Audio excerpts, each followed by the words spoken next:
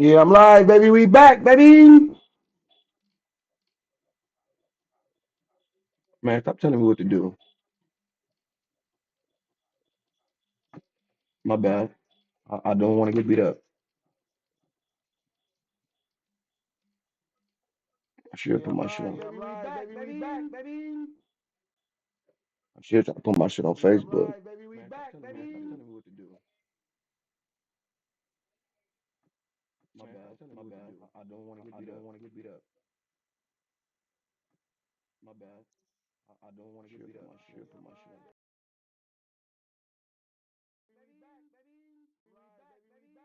I should try to put my shit on Facebook. Should try to put my No, shit I'm on about to go play Facebook. Power Surge. Should try to put my shit on Facebook.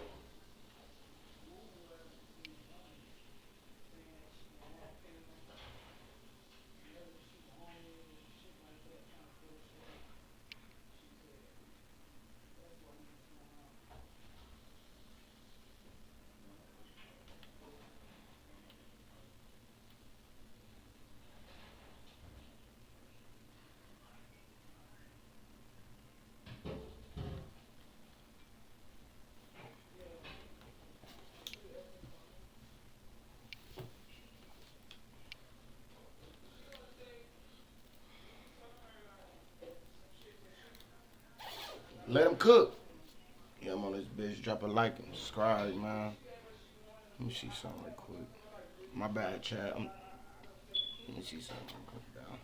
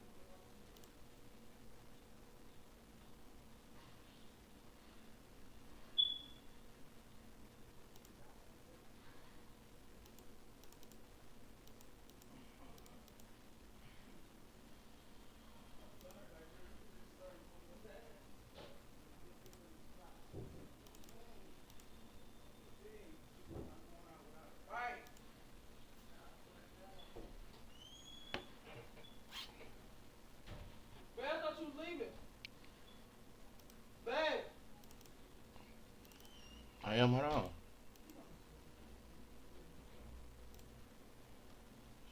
Bro, I hate how this shit is, bro. On Rick Squad, this shit be acting stupid as fuck.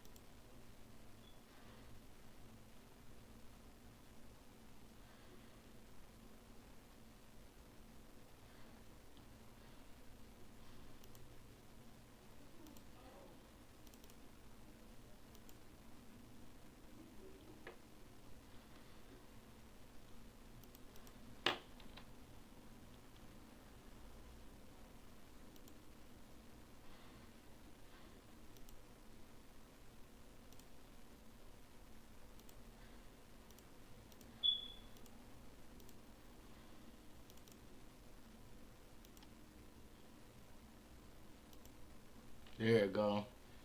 That's crazy.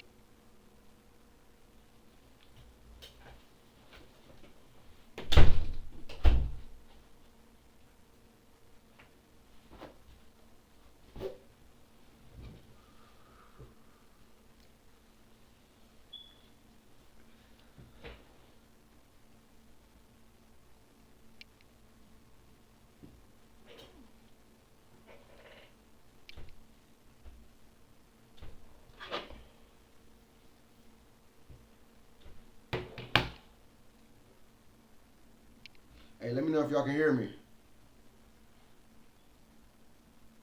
No, I'm talking about on my live on Facebook. I'm on live on Facebook too.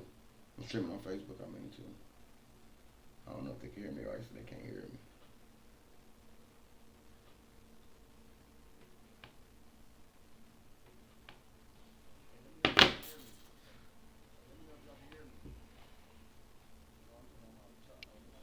What's going on? Let me know if y'all can hear me. Facebook. I know YouTube can hear me.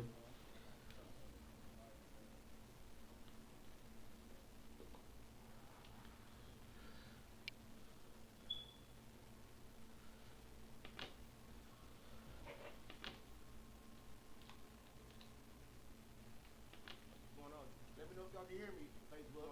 Let me know if y'all can hear me. Facebook. I know YouTube can hear me. What's going on? Let me know if y'all can hear me. Facebook. I know YouTube can hear me.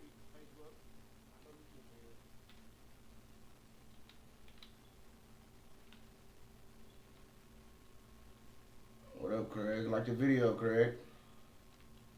Man, why would you, man, bro? You right there. Like, why would you do that? Do you like the video, Craig? Go subscribe to my YouTube. Man, on my mama.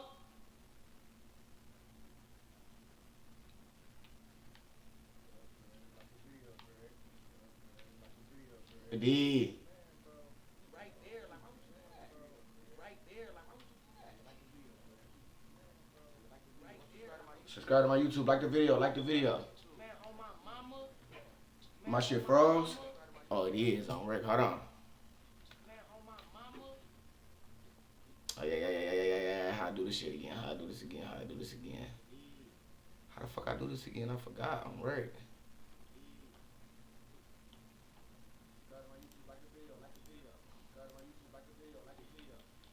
Oh nigga, I been there. Hold on. Let me freeze this shit, dude.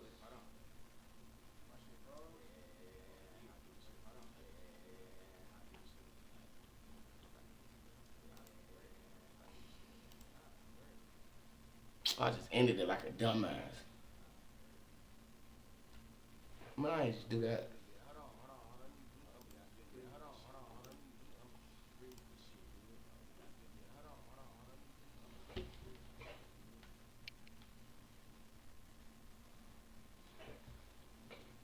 Oh, my shit froze on here.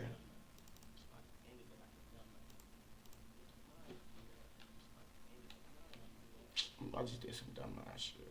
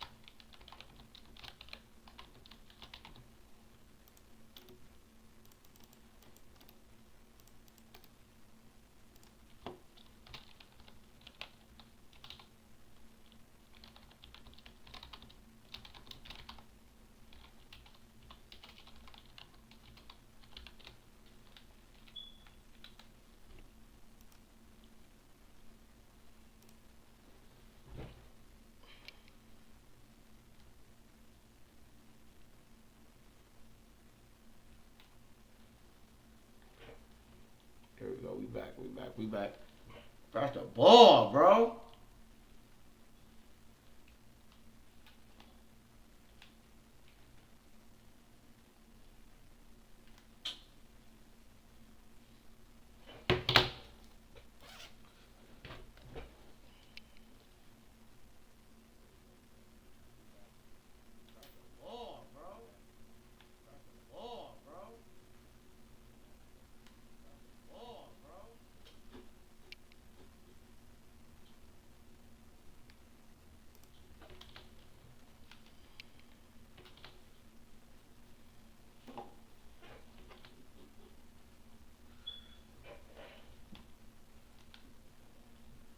These niggas so terrible, bro. I swear to God, bro. I know one playing. I'm trying to get my chat together. They still ass.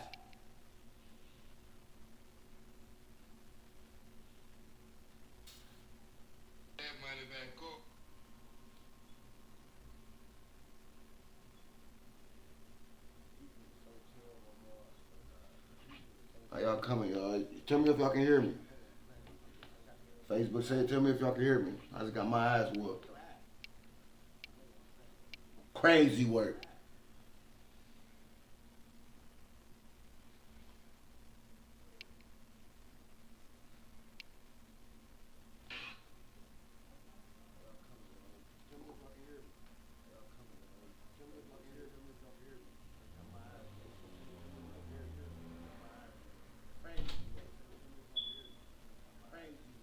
So shut my door. Shut my door.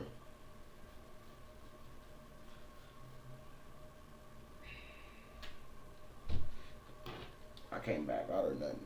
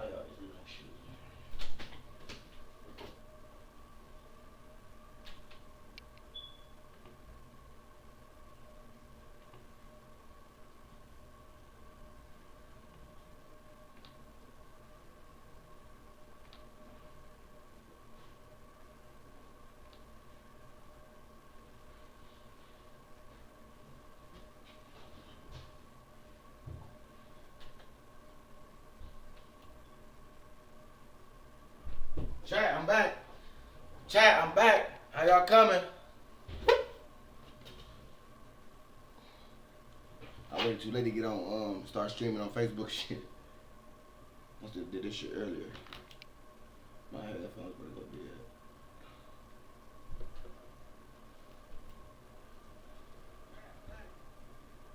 Bro, don't ever tell me to go to the store for you again and you don't answer the phone and your phone right by you, dude. My phone wasn't ringing. Oh, I did ring. Okay, so you called me. Why, what happened? Oh, cause she just gave me run-ups for free. Your car went unlocked or something. Oh.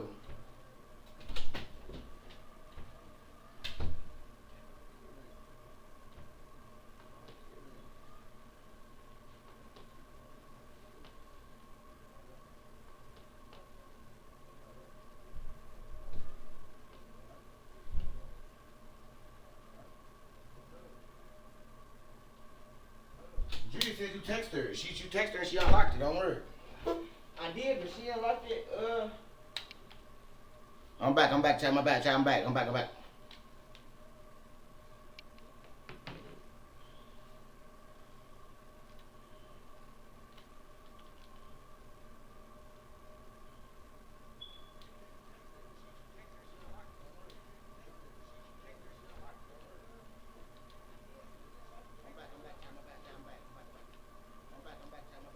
Shit out of here.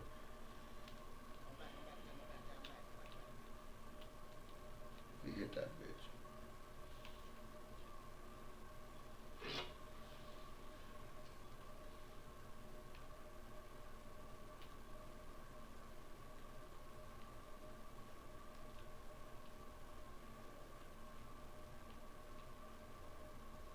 Three seconds, man. Literally.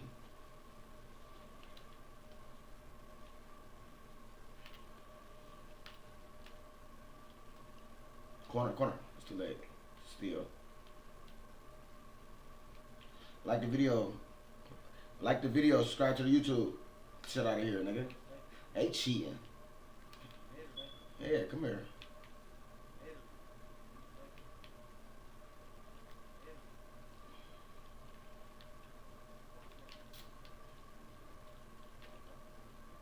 Get that. Stupid.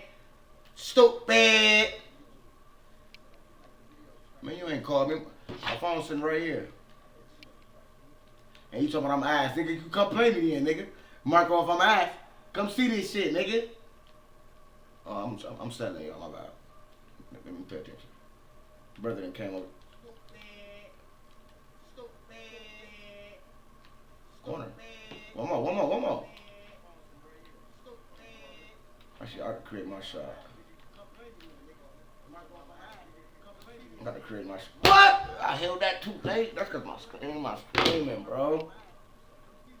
He just sold. Right at, cause this nigga just sold. Hit.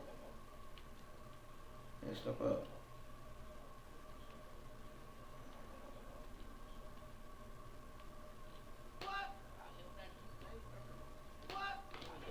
I ain't got no call from you, boy. Last one that just called me is my nephew. You see it? Right there. He just called me. I don't see you. Oh my gosh, cause I ain't playing. Chat. My bad, chat.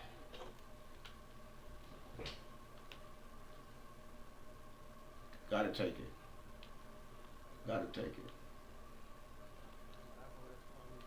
Come on, boy.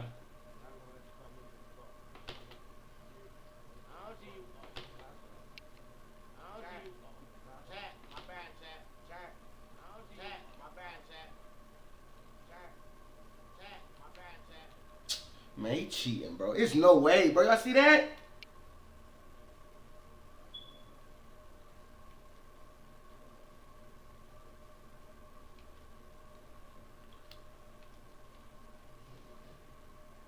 Really gotta tap it just cause I'm streaming. That is crazy, bro. Don't do it. Oh. I won't fell for that shit. I'm ass for that.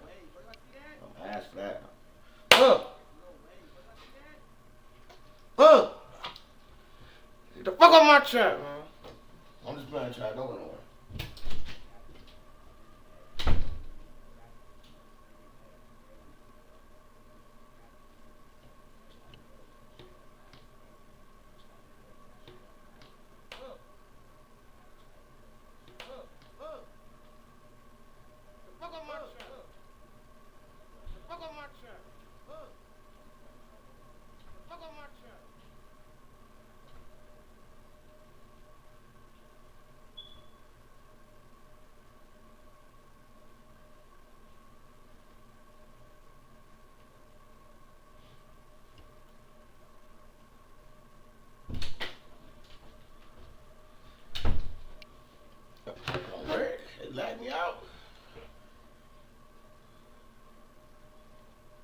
Going back silver, fucking around, man.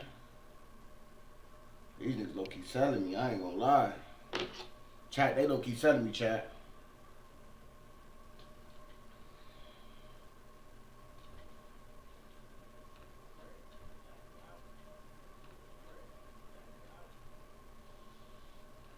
Like the video, y'all.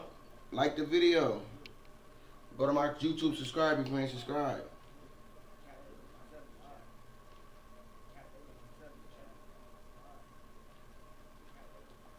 Game time. Yeah, not going to the back.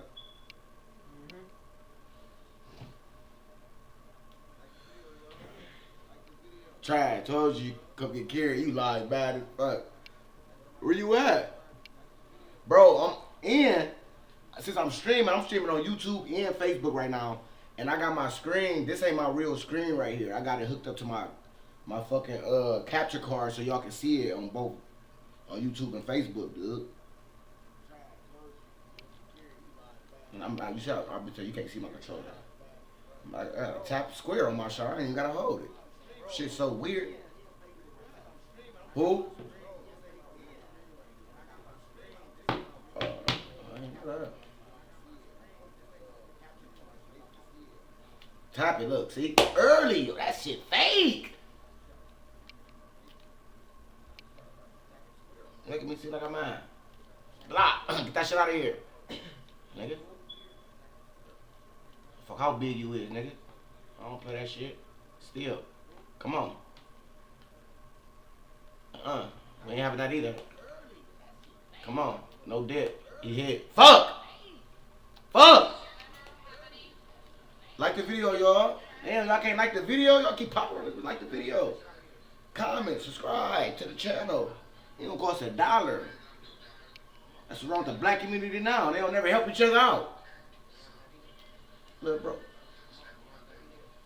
Damn near. I ain't begging for no money, so we good. Where you at, Luke? Where you at, Luke? Where you at, Luke? Talking about my bun, man. You sound crazy. Set your whole ass up. Like the video, nigga.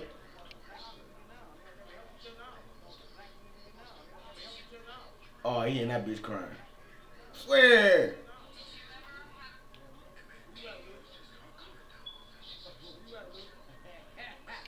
Look, talking about you a bum out of line. Funny.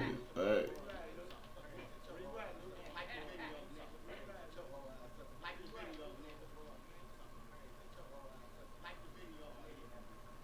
Like the video. That's all. Hold on, let me pay attention. This nigga can't guard me. What the fuck is you talking about? You see how delayed it is, Luke? That shit delayed as fuck on work. He said he was speeding and what else? Shit out of here. Nigga, I don't play that shit, chat. I don't play that shit. Fuck wrong with this nigga?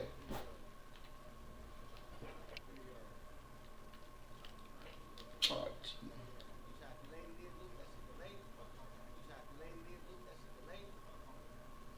huh. I'll pull out the real moves. You better like my shit delayed because I'm streaming on this capture card. I might need to get a better capture card. Yeah, he clown. Yeah, that's on me, chop.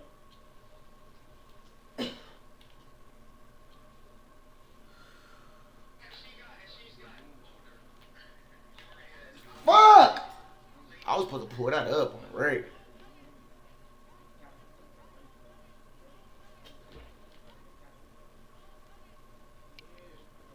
Come on. Shot, green, we need it on right. Get up on some D. No, you just can't hoop. You sound crazy. Man, you know that. Don't get on my live with the faking on Rick Squad, bitch. Trying to reach and shit. Shot for the steal. Look, tell me, you just can't. Fuck, man! Late ass shit, man. I'm selling, bro.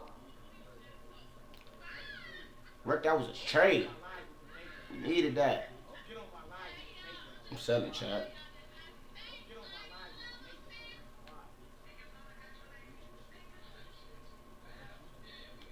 Green, we need it.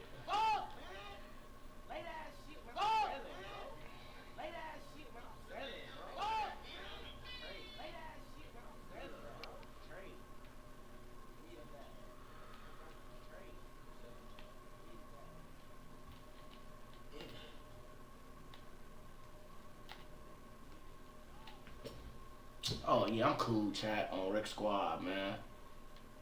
I cannot hit a shot, bro. I'm 0 for 3.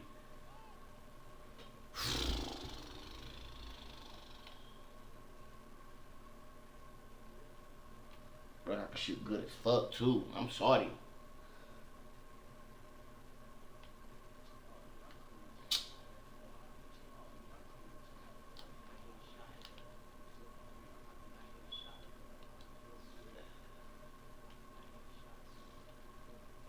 Come on, yeah, green.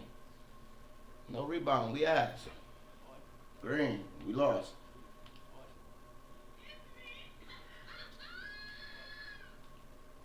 Oh my god, man! I got a reason why I'm missing. You niggas ass.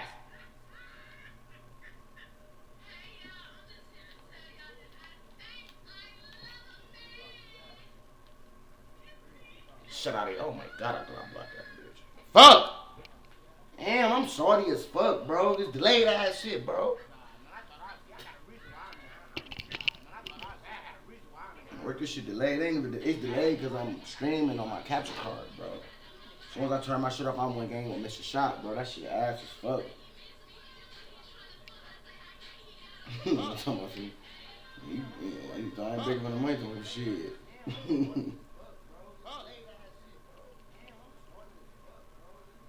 What y'all on? Try to like the video.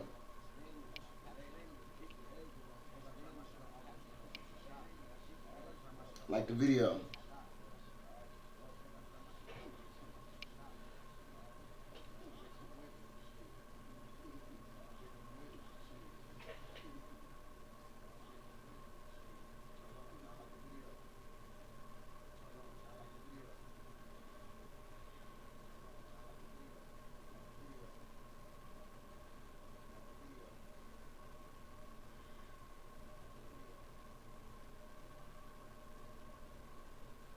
My headphones about to go dead. I just lost. I'm sorry.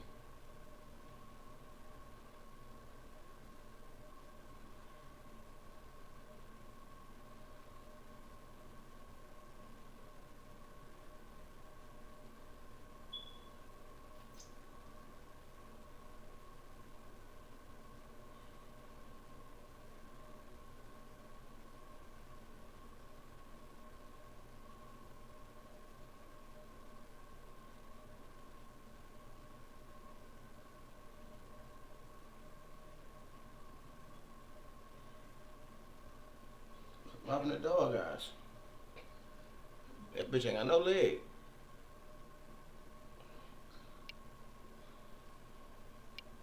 Folks, he got fucked up, didn't he?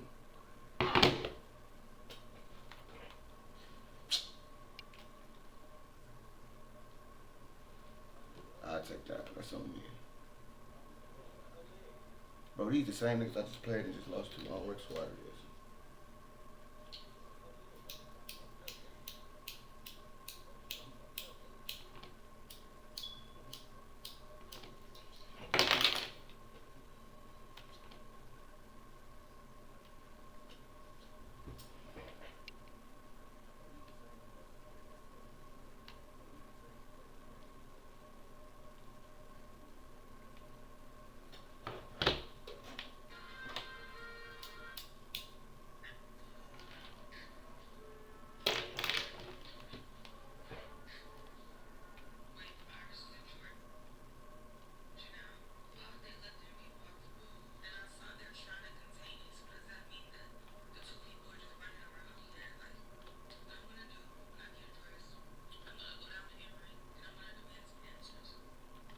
Fuck.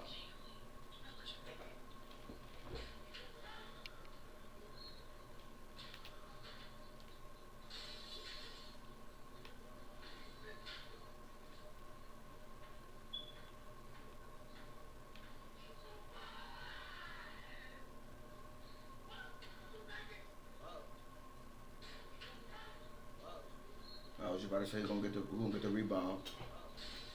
Like and subscribe. Like the video. Like my live video on Facebook. I gotta hit this. I got to. I got to. I got to! Delayed ass shit, bro. Still, man, on my mama. D. Come on. Tracy. These niggas got us fucked up. These niggas got me fucked up. Like the video, y'all. Like the video. Like my live video. Like my live video. Drop a comment.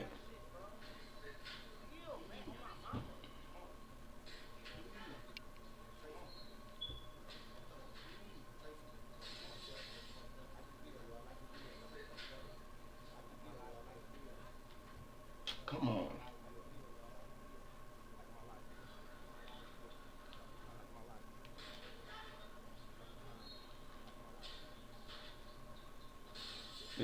He hit that bitch, man.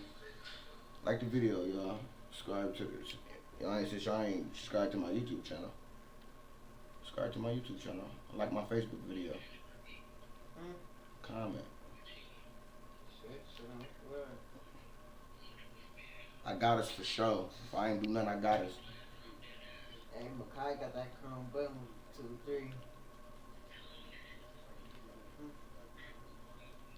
You think he was talking to me? What did you talk about, bro? Who? You cap it, Head. Say you swear to God.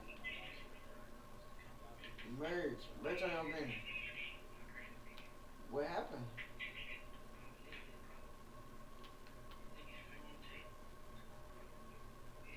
Yeah, he off the channel. Jalen, like. Caught with the blizzy, crazy.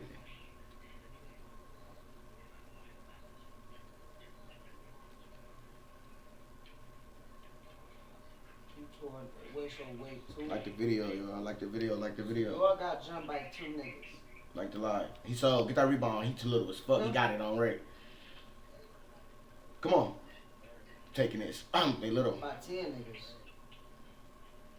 Who is these niggas? You don't know where they from? None of that? Somewhat? Y'all can have that. You can have that. Somewhat? South End. Like Cholos? We'll take it. We'll take it. What? You are, bro, man, dude. The D. You know, I know you ain't lying, cuz, but that's like, what party you go to, the same party you was telling me about? Oh my God, bro. I swear, bro. Like, come on, man. You don't know where they at. About to fuck around and lose, man. I can already see it, bro. Where you at home? Jalen them, what Jalen them? Green. Head, we lost. Shit crazy, man. I'm gonna wreck you niggas' ass trying to get to that nigga. I'm wide open, They bro. ain't trying to get our side. Niggas just sold me on Rick Squad. We just lost again, bro. These niggas ass as fuck, later on bro. tomorrow, cause it's 2 in the morning. Niggas just sold on Rick Squad being thirsty. On Rick trying to give it to your man. So on Rick Squad like y'all the only 2 niggas on the team. Did Shit y'all actually ridiculous, get, like, bro. was it all different type of niggas or was it all cholos? 3 for 3. You nigga 5 for 8. Y'all niggas crazy. Lose to the same nigga. I thought we had these niggas on Rick. These niggas really just sold me, bro. Shit. You get your bitch ass off the game, nigga. Fuck you talking about, nigga. You niggas just sold, nigga. Don't get to talking. Don't get to talking after the shit get to going. You niggas bitches. You niggas. I ain't gonna kill him already dead, you bitch ass nigga. He talking some. He said I kill Pooh. Why you gonna kill a nigga that's already dead? Man, you sound dumb as fuck, man. Get your retarded ass off my team, dude, on Rick Squad. Niggas be saying dumb ass shit. He be nice as fucking person, bitch ass nigga. Chad, what's going on? They got me hot on Rick.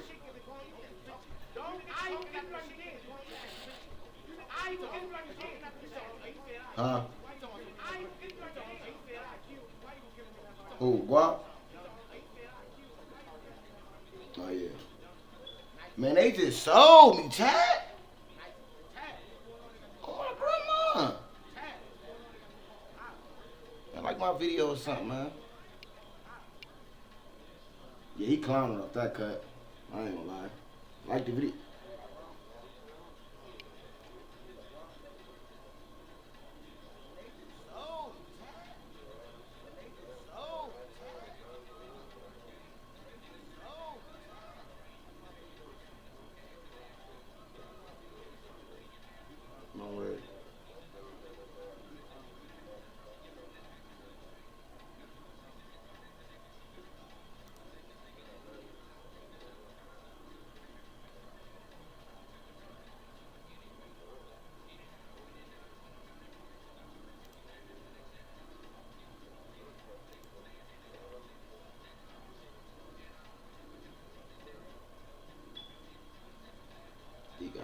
crazy. That's crazy though. Rick it is. I ain't gonna lie.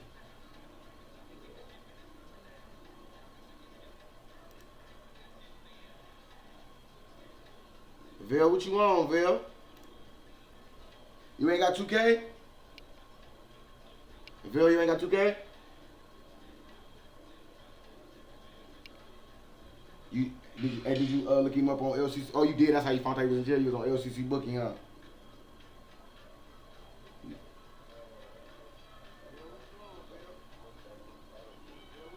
Too much. They selling me Vil on Rick Taylor.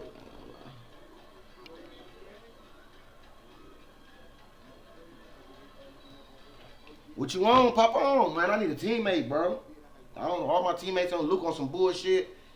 Popping on my line, calling me ass. Don't want to get on. I got eight bills.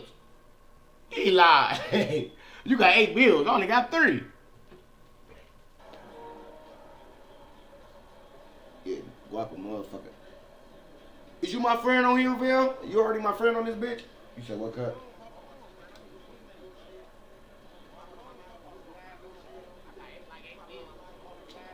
Man, join up, dude.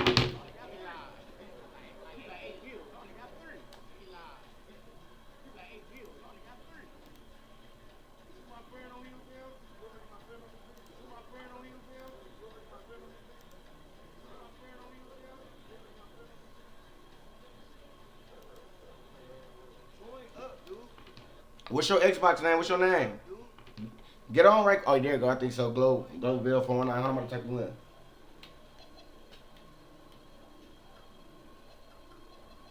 Yeah, that just much. Damn, hold on. So yeah, I just try to look on booking. That shit ain't work on record. Who? What's your Xbox name? What's your name? J-Well.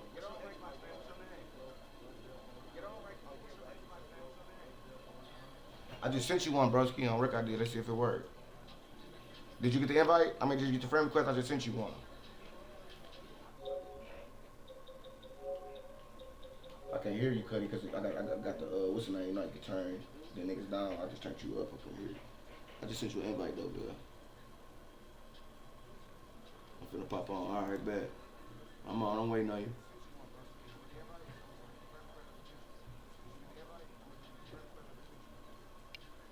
I got it live earlier than that.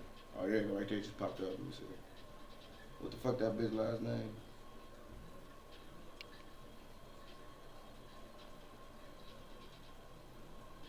Let me know when you get. Let me know when you get on, Vil. I'm waiting on you. Bet, but type it down. I got it in the chat. I'm gonna try it again. Oh, how you got it? All right, hold on. With a capital. All right.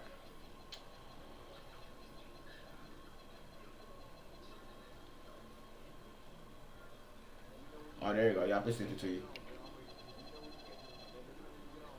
This one I thought I had you as a friend already. Weird.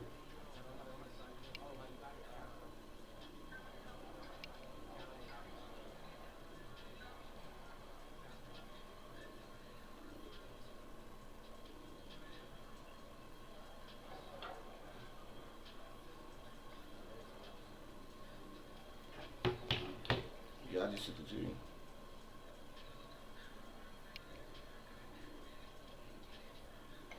Them motherfuckers be ugly as fuck on the a Quincy in that bitch. On my kids, they be on this bitch ugly as fuck. On my grandma's grave, folks. Oh, Rick. Yeah, you know what I'm talking about.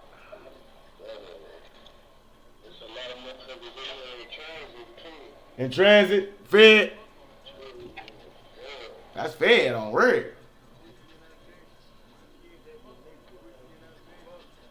Come on, Phil. We can go to the Rick. Where you at? You. Hold on, I'm gonna go to the Rick right now. Hold on. I'm gonna go to the Rick right now, Brusky. In transit, yeah, that's the. That's my boy right here. That bitch in the jail for safe cracking.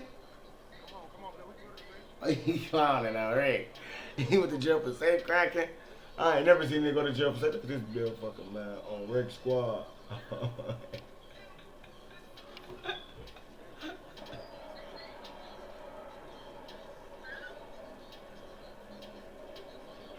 Hold on, chat. Hold on. I'm about to put this up on my computer. We need to see this together.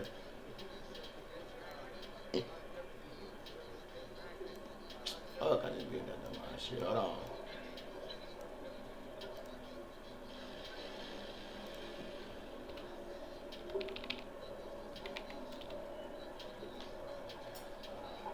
Hold on, chat. Look at my live. Dude, I got him on my Facebook put up, niggas. Man, on Rick, I got the LCC booking on my live. On Rick, put up big as fuck on Facebook.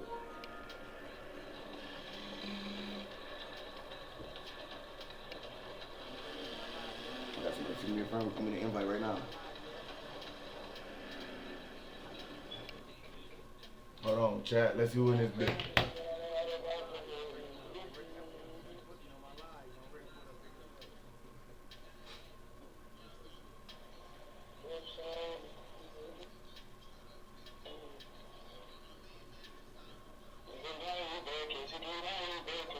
Queasy, look at Queasy. Queasy, what your ass in jail for? Oh, she out. Turning rules. I saw it. The fuck is turning rules? I ain't never heard of that.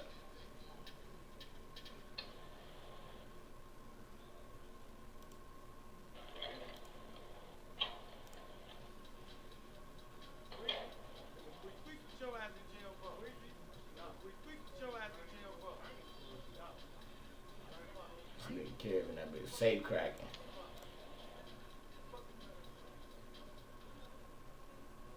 Guap ass flopped on Ray. He look high as fuck. He like he blue.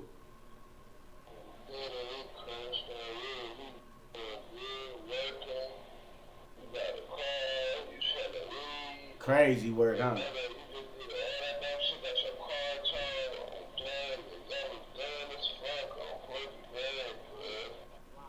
Crazy.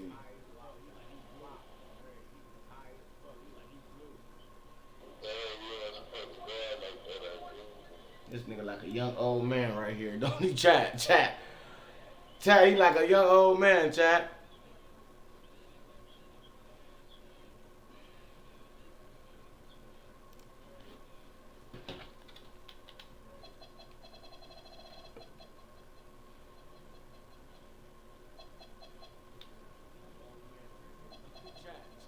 Phil, you gotta send me an invite. You still on this bitch?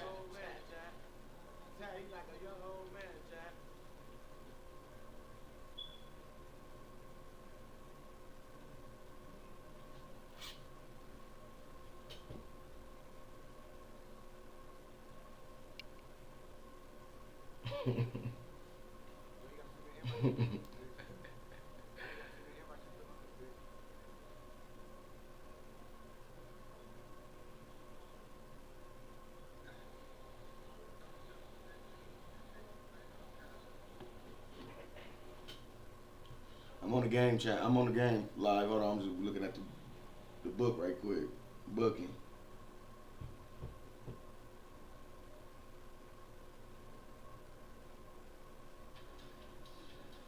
Oh, Rick, this nigga got one.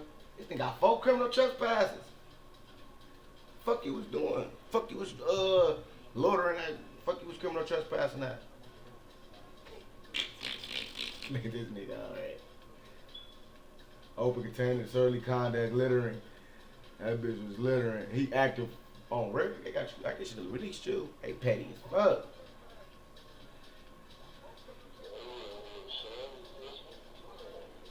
Huh? On Facebook. Let's go back up to it.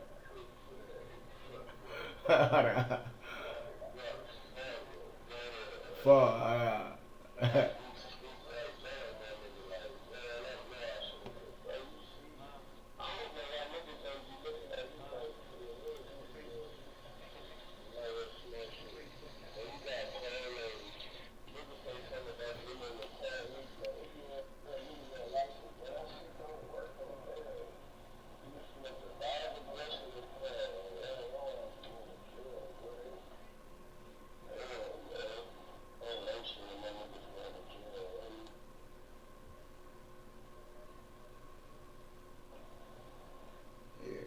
On Rick, I'm sorry for you. On Rick, he was doing good. He ain't been, that bitch ain't been in jail since he been out of prison.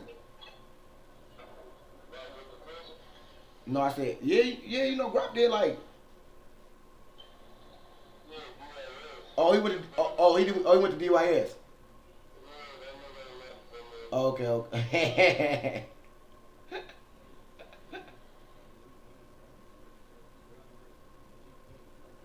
Look at the folks' eyes, man, on Rick. Y'all, Rick, y'all in the book looking crazy as fuck. Oh, they got look at the nigga Will, man. You know the nigga Ayo Will? This nigga Ayo Will knew. They got that bitch on there. He and that bitch from menacing on Rick. That bitch forehead on Rick, that bitch got a 10. That bitch got a 10, chat. Alright, chat, he got a 10. Look. Look at his head, look at the top of his head, look at the rest of his face. That bitch got a 10 on him.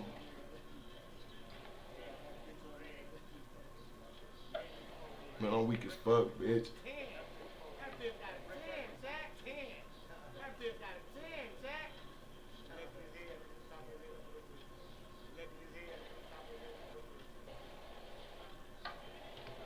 My frame rate down as fuck. How? Let me see.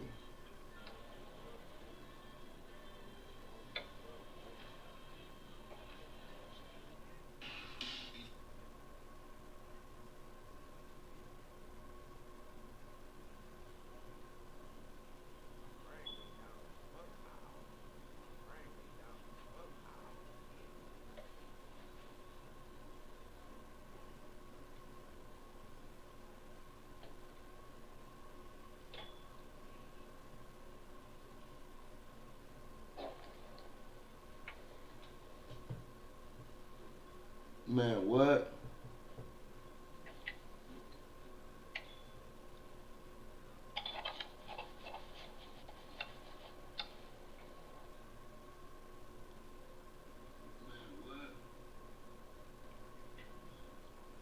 Where you go? Chat, this nigga got a 10. Chat, he got a 10, chat. Oh, let me zoom in for y'all on Rick. We all got a 10 on Ben. Hold on. He got a 10, chat, look.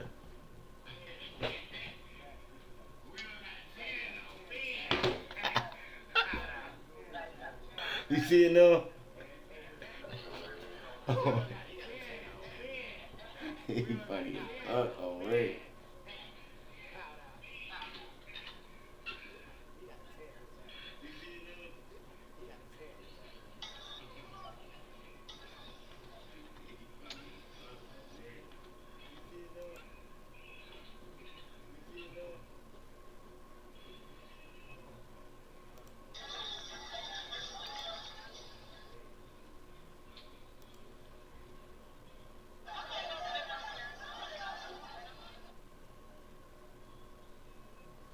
I ain't never just had a nigga take a booking photo like that.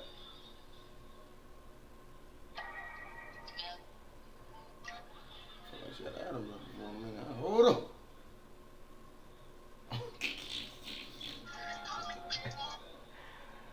The man on Pooey gang.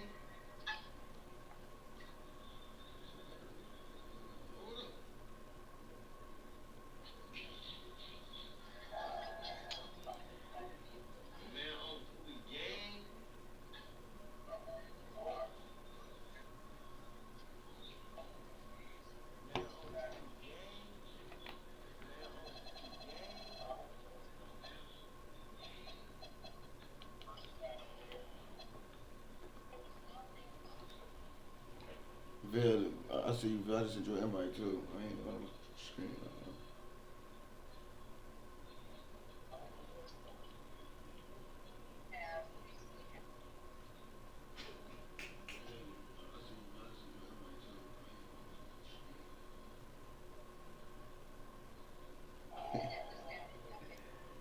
I fucking be on this bitch ugly as fuck on Rick Squad, dude.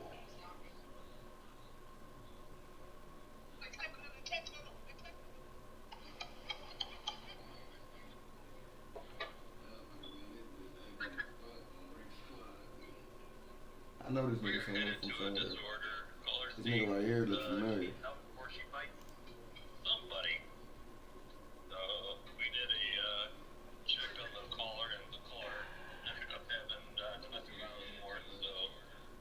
The police be going out the ugly mother. I gotta go back to the dog ass on Rick though. Hold on, chat.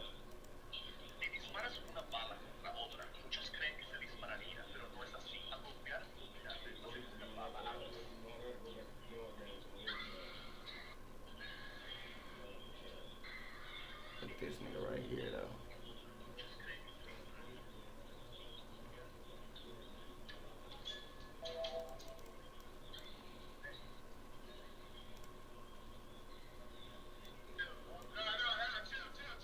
Folks,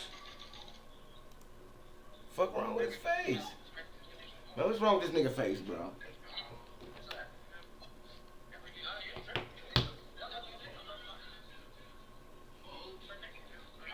He clown. What's wrong with dog face, folks?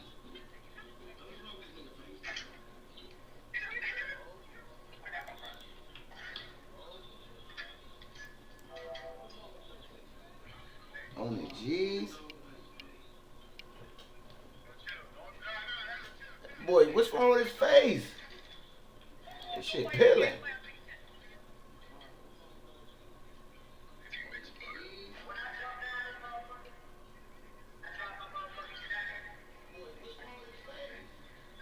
There you go. That bitch gonna be mad. He gonna get him out here like, bitch, where you gonna be? Oh, Ricky got a 10, chat. Chat, Rick, that bitch wear too many hats and face, man. He bitch wear too many hats and too many ski masks or something. There's no way. There's no way.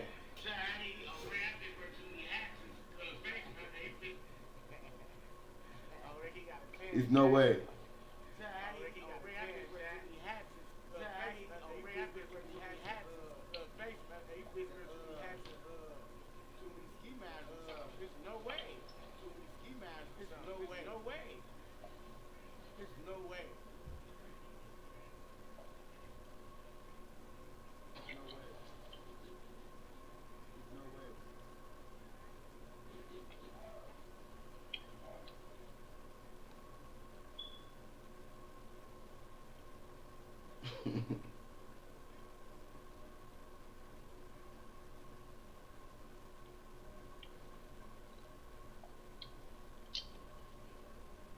Fuck, he in jail, bro.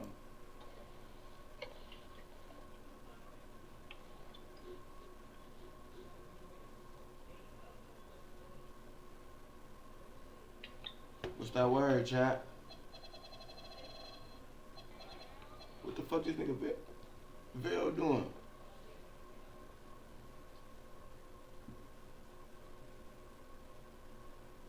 Hold on, let me mute this bitch right quick. How the fuck do I mute my chat right quick?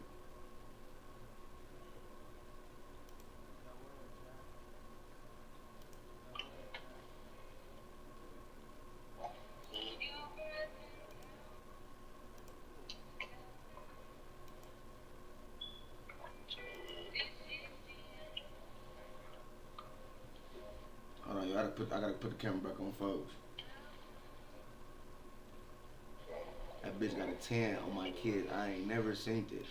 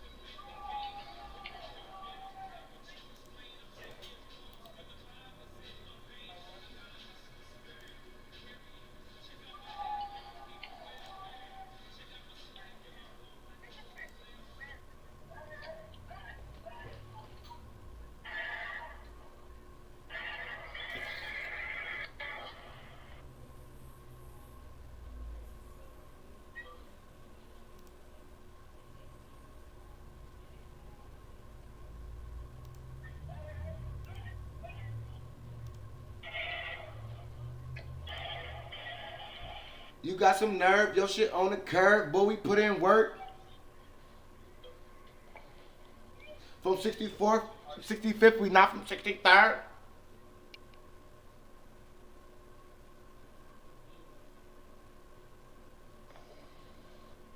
No, you watch the games today? Damn. Okay, C beating the okay, C beating the fuck out of what's man. Huh?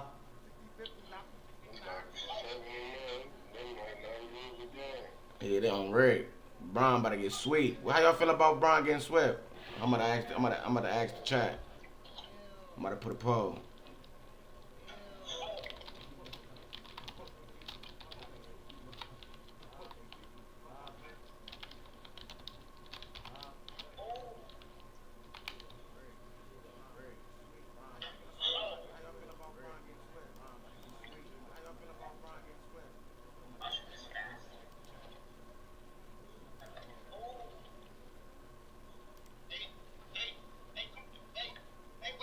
Put a poll at, motherfucker.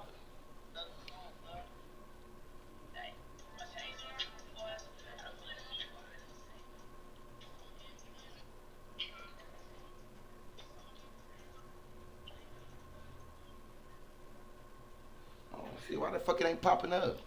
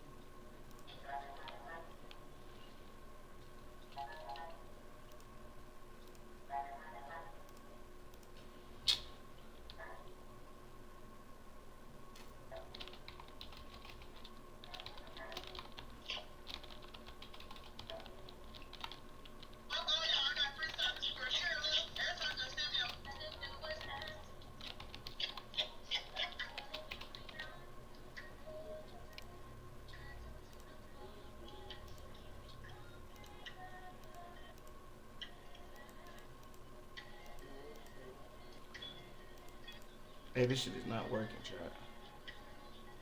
Oh, look, it ain't working.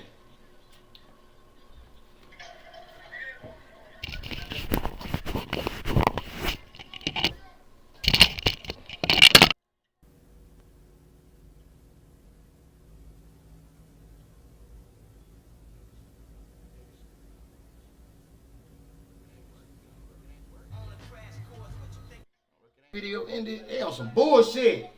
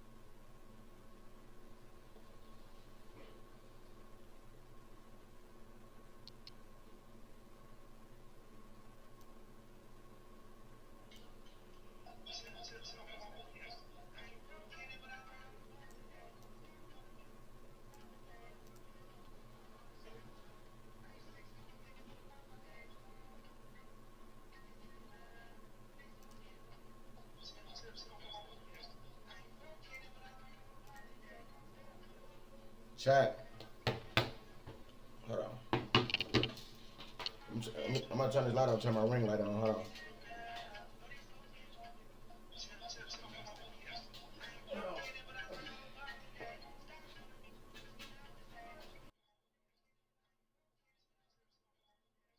Chat. Chat. Hold on. Chat. I'm gonna turn this light on, turn my ring light on. Hold on. I'm gonna turn this light on, turn my ring light on. Hold on.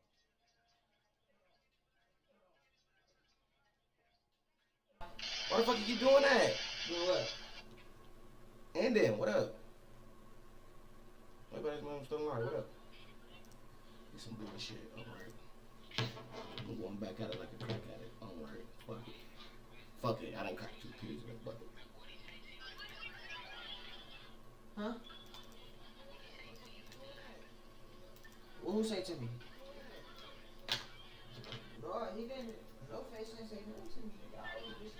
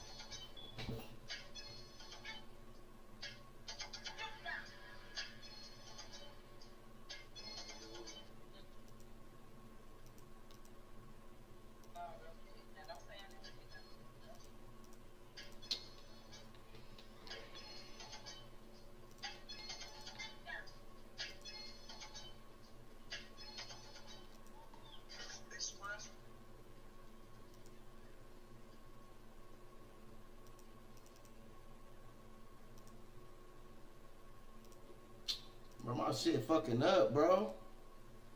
Hold on, chat, man. This shit irritating, man.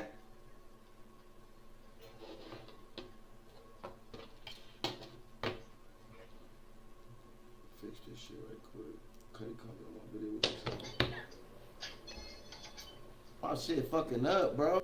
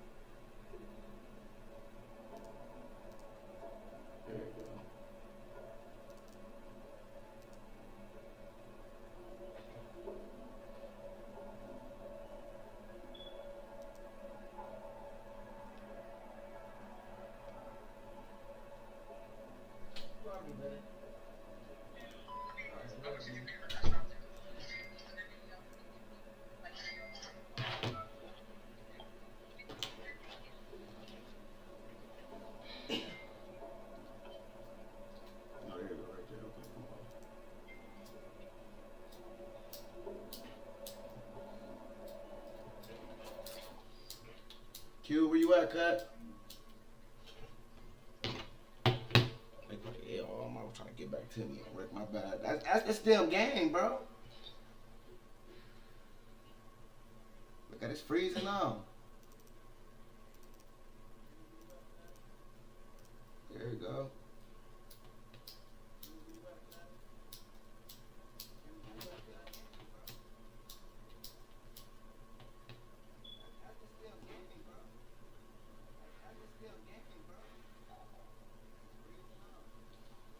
There you go, right there, man. Hey, is my camera ass? My camera shitty as fuck. You don't look shitty if I just take it off this and just put it on my face. Like if I take it off the game and shit, and I just put it right here, that shit look, it's clear as fuck. But when I got it in the corner, watch it, like I'm about to blow it up. I'm about to blow it up right quick.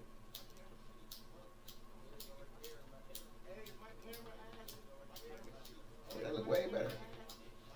But you ain't gonna see shit. Join up. Ooh, come on, let's get it. Q was just on. Let me see what the nigga was talking about on my other live. It was on my shit too.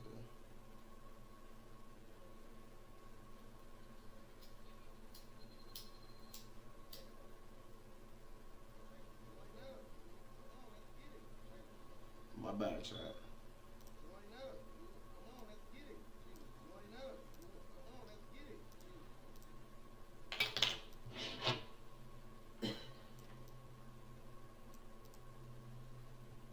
I'm here though.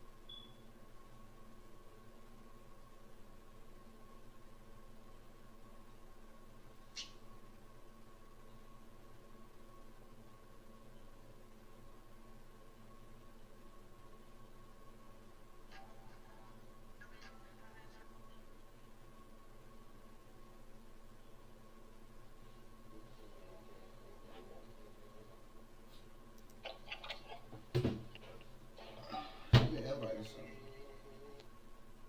Why the fuck I can't delete this shit?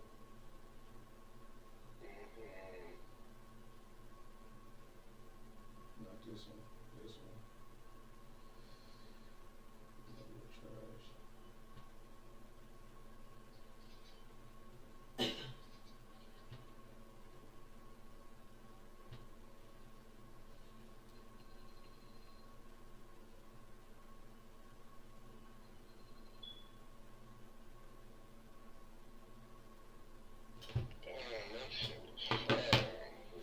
Oh.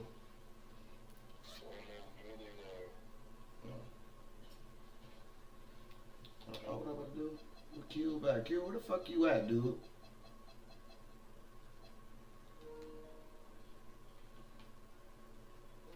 Chat, what's going on? Talk to me, just don't talk dirty.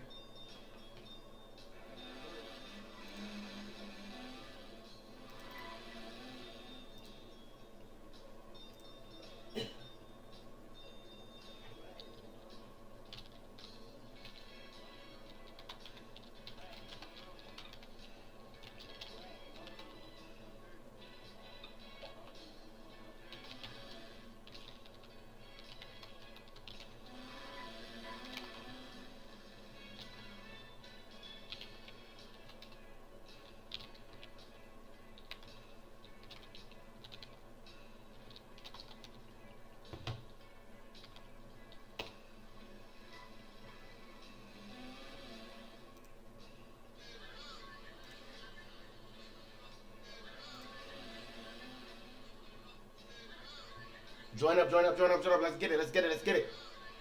What y'all doing? What we doing?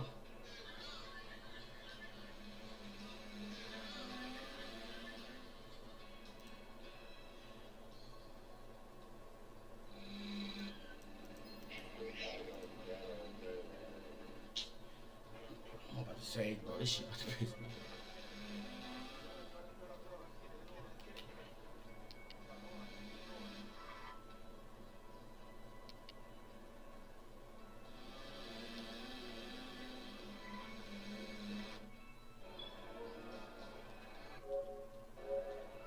Look at my cousin right there.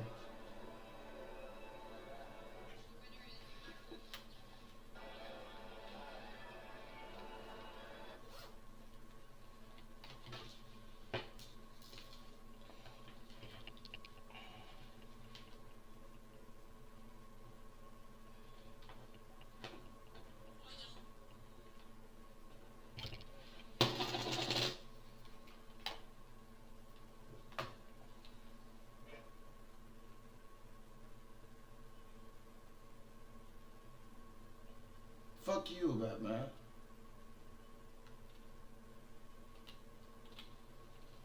He in this bitch. Where he at?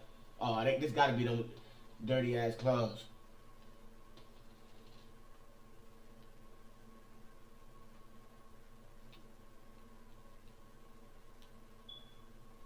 I can't do all that though. I'm right here. I can't leave. I can't go to your party though. But just leave my cousin by himself. It's all with.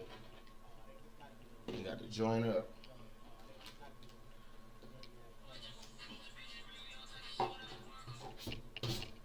Cube, I'm in a party already, Cuddy.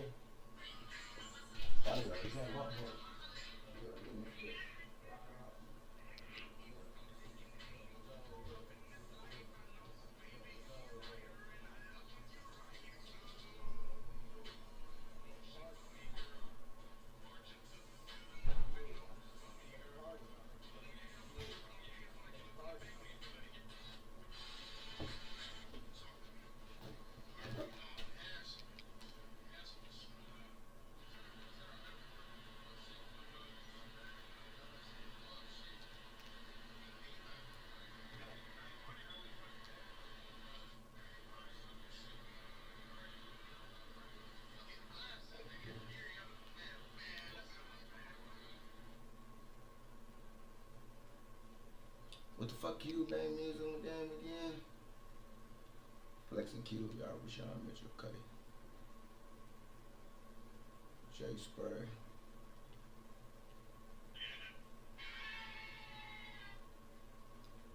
I'm about to send Spray one. Come on. I'm about to send Spray. Only why I enjoy it because I'm here with Noon. That's why I enjoy your party. So I sent you everybody. Where you at? Oh, y'all got 3. No, I'm by myself, dude. Yeah, I'm by myself. Y'all don't want to put built nothing. And if we was gonna play 3, I was gonna end my stream and everything, just so I can, cause I won't be delayed. I'm delayed on my stream. It's like a little 1 second delay, and I be fucking on my shot, so I be able to tap that bitch on some type shit. You know what I'm saying? Oh, you think I'm gonna get on stream to play y'all? Hell no. He think nigga, I'ma lose and win on my motherfucking stream, chat. What are you talking about, chat? Cousin or not, he tripping. He should know me by now, nigga. That's why you said pop 3s. I thought you were talking about, oh, each other around or something. That's why I just seen you, Josh. I'm wondering like you was just on the court. I'm like, I ain't supposed to play with me on the court with these niggas. Some other niggas. I ain't know that was Josh though, so I look. Always. I'm not even, what's the name no more? I gotta join back up. I'll get back in that bitch.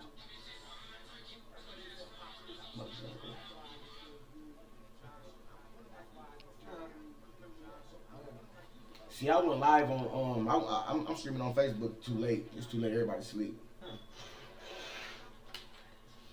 If motherfuckers was up, my shit would have been clapping.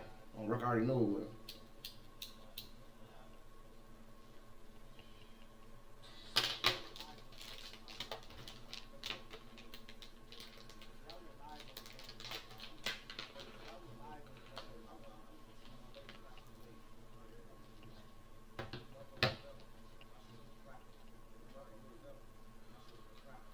Only why I'm streaming on Facebook though, because I get paid on Facebook. I might as well stream on Facebook. Stream on Facebook, and I'm on YouTube too though at the same time.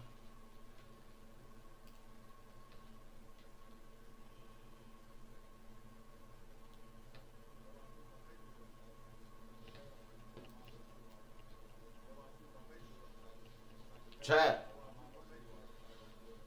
Don't let that roll this up.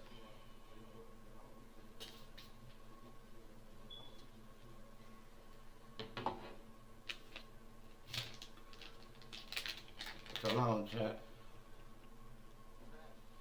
Yeah, bitch, I'm ready for you. Come on, bro. Quit playing with me, bro. I'm ready for beat your ass, bro. You always playing. Come on, bro.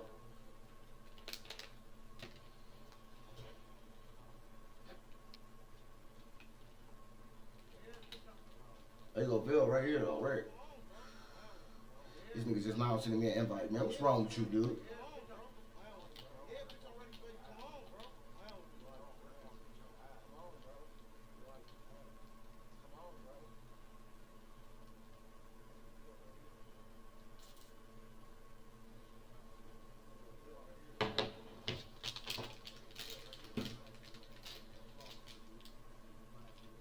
Mr. BTS, his name. I don't know why I keep thinking this name.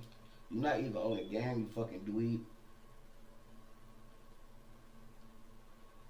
Look where you at. Look at him, dog.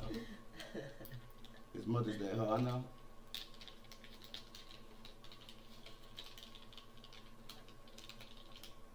Finna get on. Come on. Come on, Mar. On Rick, hurry up, bro, because on Rick, you like to say you about to get on the tape. 30 years, fool. Folks. Gotta do everything in the book. And I'm high as fuck. Come on, man.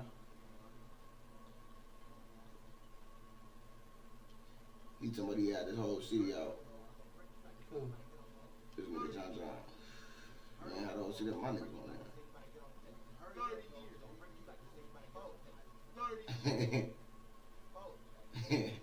On Ben, my cousin so funny on Pooey Gang, man. Look at this nigga, bro.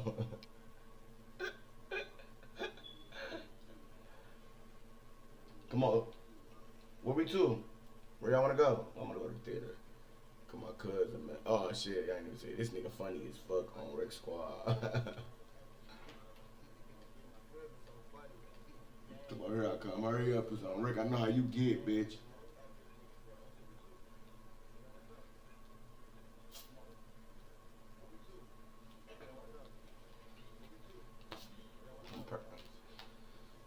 Them perks tearing me up right now, boy.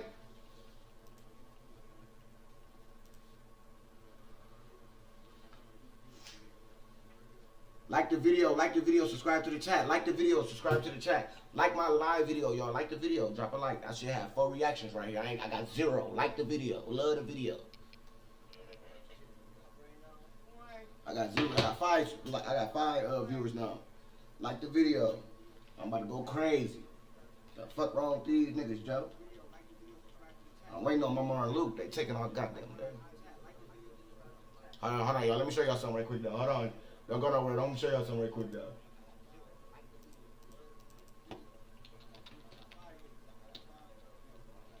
Hold on, chat.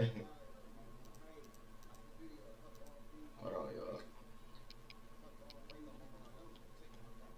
Well, it's so crazy. It's zooming right again. Right to the nose up here. That shit all the way down here.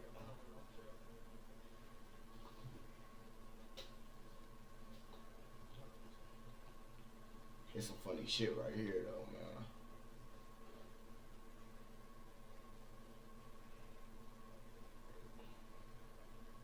This bitch, he so funny on Facebook. I get on here, he on this bitch with a whole 10.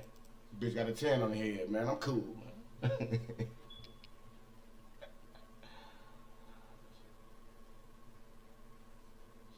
On Rick on weekly. But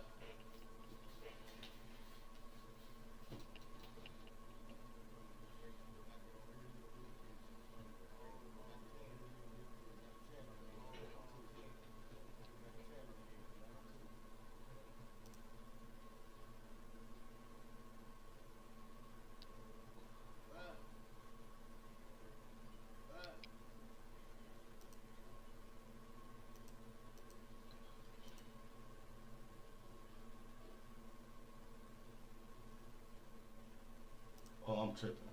That's why you can't see shit.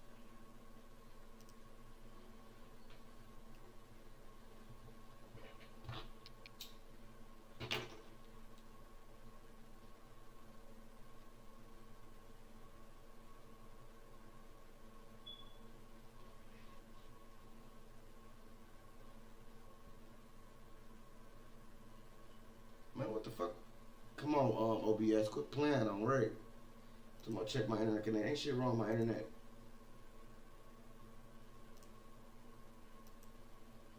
Okay, we still there.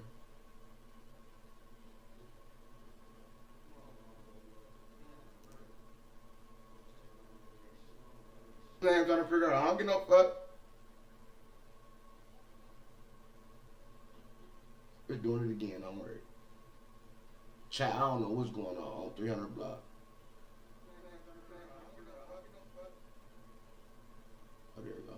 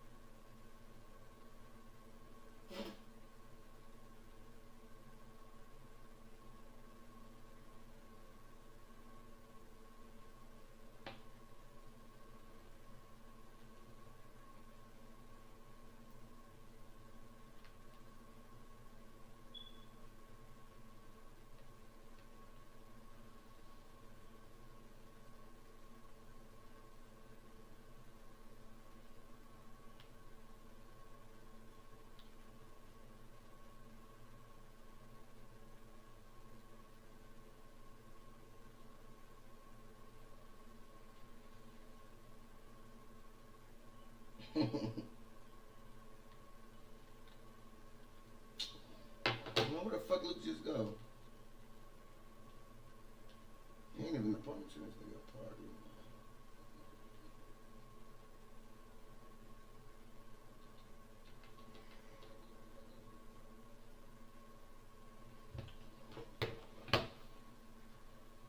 I ain't even know I got 4 viewers on my YouTube. Who the fuck is that? Drop a comment, drop a like, subscribe.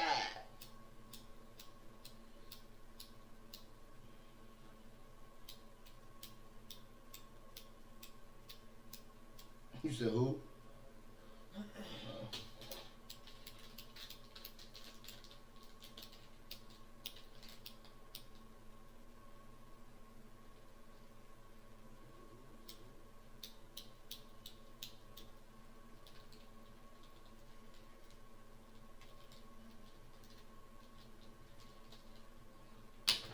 I don't know what type of game this nigga want to be playing. Where the fuck is he at, bro? Oh, he right here. He ain't in here with me though.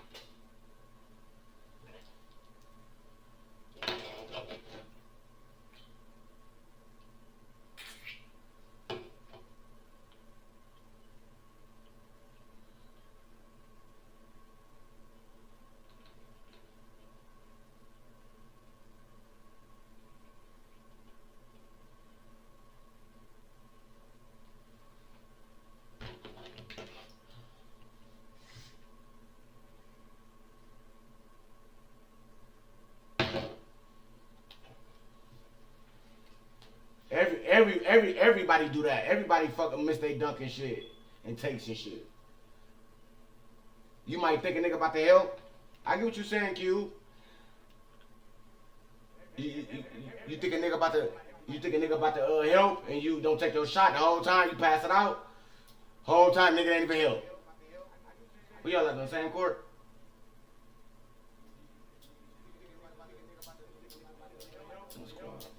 What score? Middle. 0-0.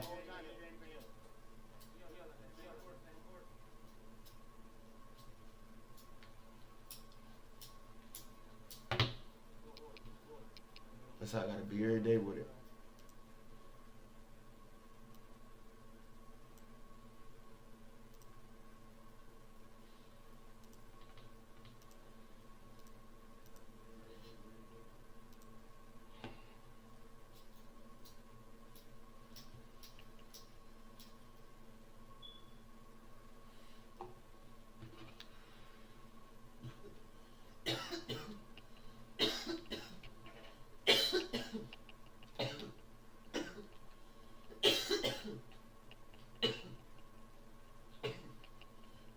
You little niggas scared of something?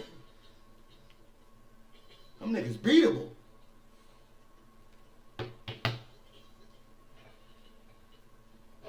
Now if y'all playing against 3 of them niggas, I don't know. 3 Reds? Oh my god, they play together every day.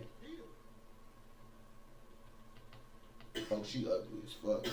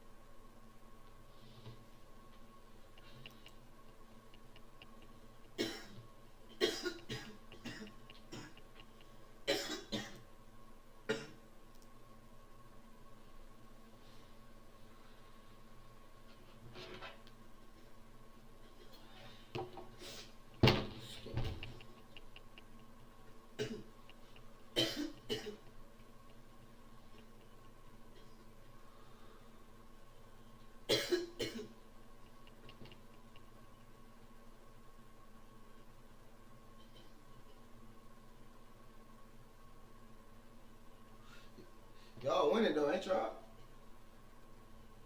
Yeah. Reds can't be so good. Only thing is though, them bitches know how to come back. On my kids, they be down.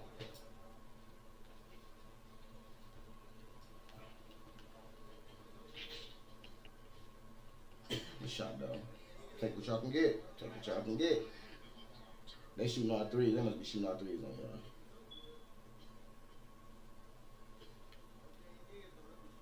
Mm-hmm. Y'all do.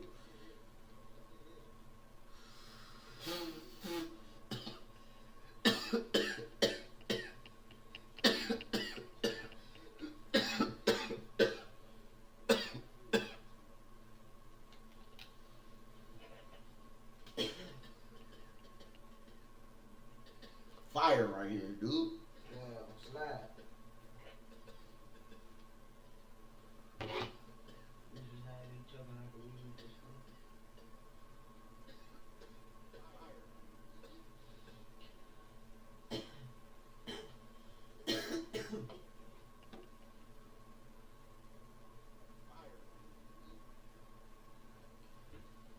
It's so crazy, look. Oh, Rick, your comments ain't even popping up. Bro.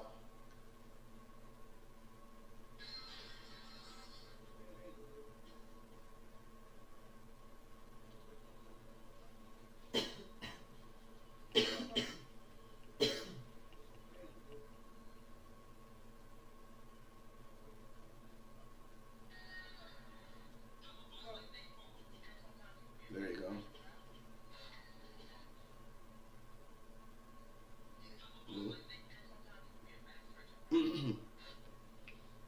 I just had that. I got on my Facebook. I didn't know you was what's the name, brother? Texting me on what's the name? Your shit ain't even popping up. The viewers ain't popping up or the comments. I'm worried. I'm bitch coming through late as fuck. Uh, Damn, they whooped y'all. God damn. Damn, you only had 11. Wow.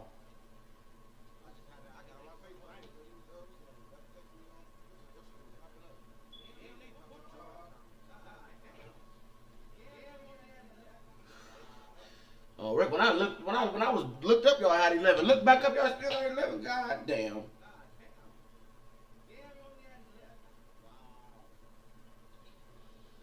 I said, send me invite back to the theater, Luke.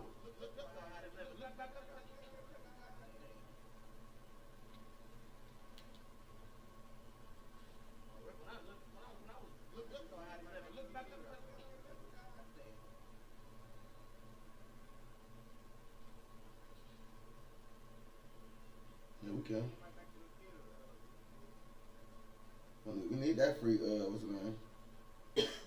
That's right. That 2 times, right? I joined up on you in the theater. I'm right here in front of you.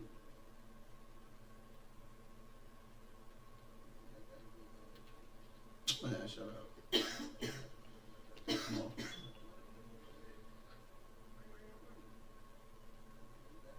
You want to race? Because you swear you beat me last night. All right.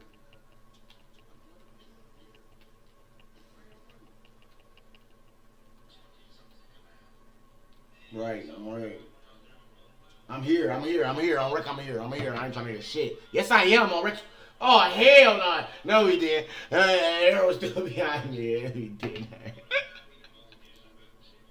I'm here. And I said it first. I'm here.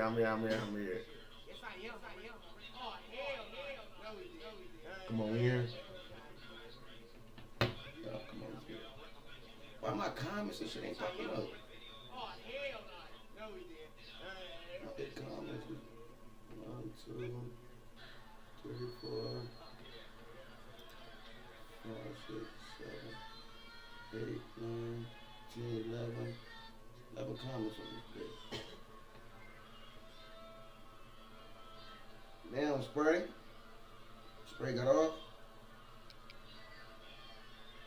He ain't just like that. He said he was dropping a dime when you fucking. Come on now, follower. Oh, that's Mobile, Alabama.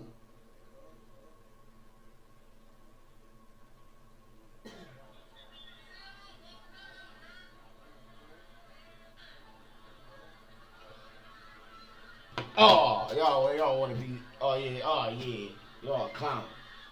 I don't know, cause I wasn't watching it. I work on it. You did. I work you did.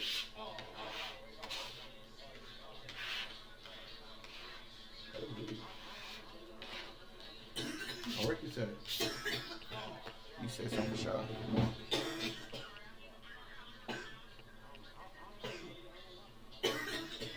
Basically, get it. Basically, get what you can get. Get what they give y'all.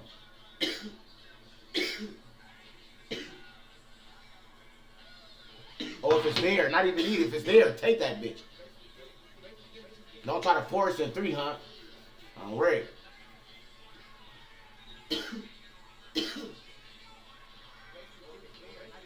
Niggas definitely be 300 on right. Cause I be getting myself caught 300 a lot of times and shit.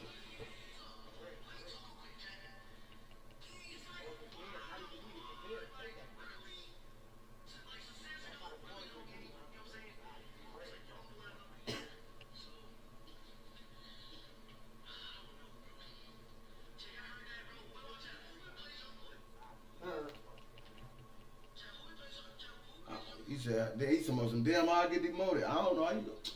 Bro, quit texting me, bro. We're joining a party or something, bro. Comment on my chat. I don't know how you got demoted. Probably won't put in no work.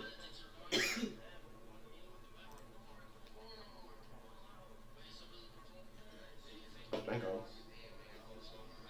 What up, cut? What you doing? Oh, Rick, ass that fat? Jeez, dude. Oh, get that. Oh my God.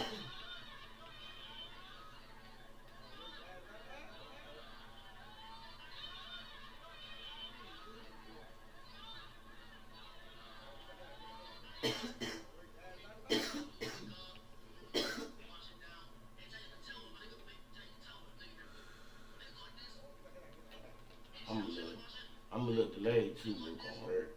I'm good though. Still gonna have a defense. It's gonna be my shot for real. Everything will be everything. He just sold that. My mama just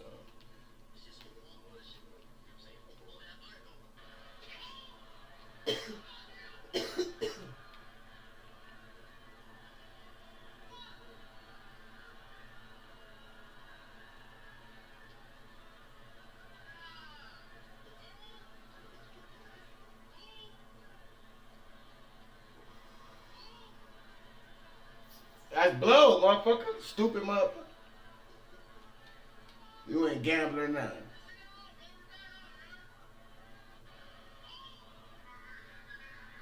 And that bitch ordering you and that bitch ordering a 10-piece all flats like a bitch. That's what you doing. Nothing, because that's what I eat. That's why I said it.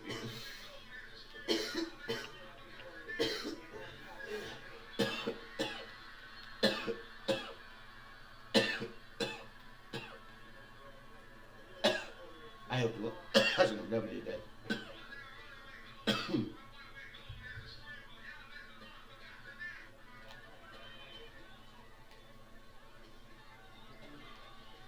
Got it. Hello. Bang, Luke. Bang, brother. Bang, brother. Another one. Give me another one. No, I'm glad you ain't move up that 3. Don't worry.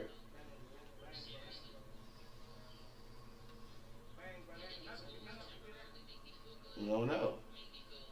So, yeah. Turn around. Ay, ay, ay. I thought I had it on red. That was not it. Get that rebound, brother. Pass it up to me straight. Out and red. Out. You know what to do. Green. Come on. My shot iffy, but I'm going to make this bitch go in. I swear to God. You got to trust me. Oh, you ain't got to take no more. He sold. Oh, hell no. Here.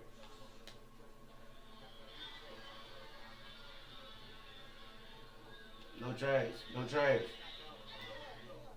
He got him shot. Good D. On red. He was thirsty. Go ahead, look.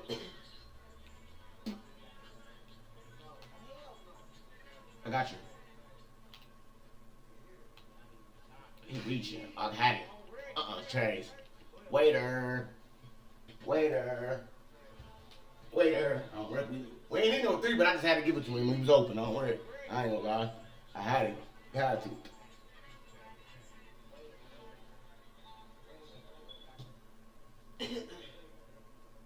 Chat.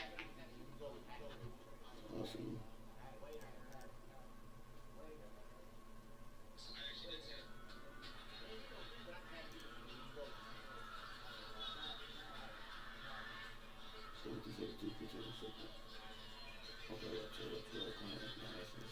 Thank you, damn. Is that fucking wrong? Update my shit, bitch. Get me right.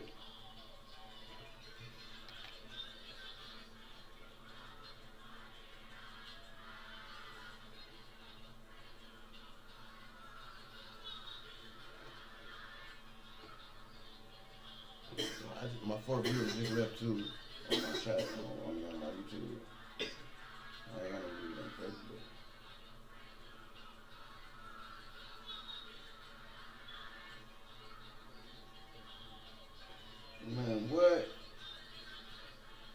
Man, extra hell no.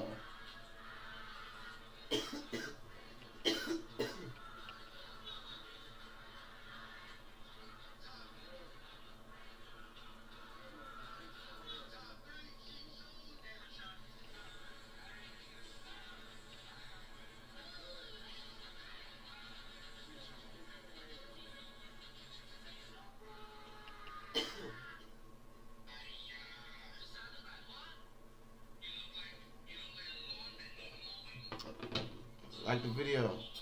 Like the live video.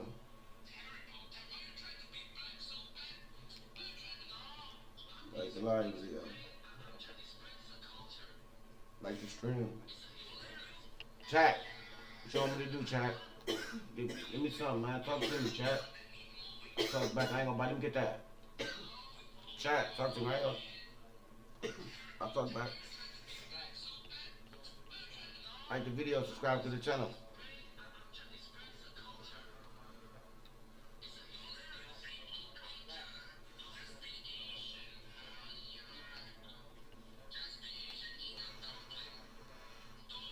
Oh, that's a shot, too. Still on red. Look at that. Go there. It's a, oh, he hit that.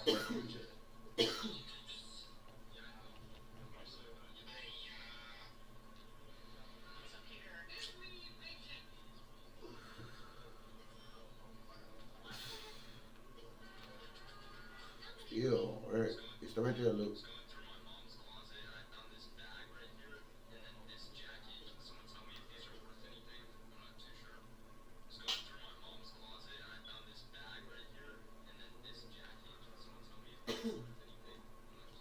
Go away.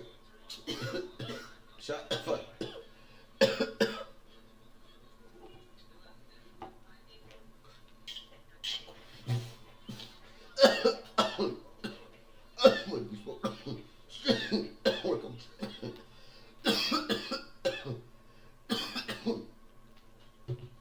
Early on, right? My bad. Damn. No, record shot better than your shit. Fuck is you talking about? Get up, what you doing? That's your defense. That's shooting the ball like that.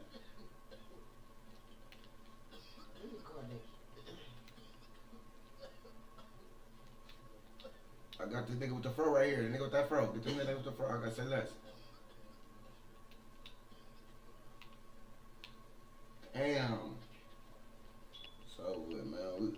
We got the ball on Rick. He just ripped me on Rick. He a bitch.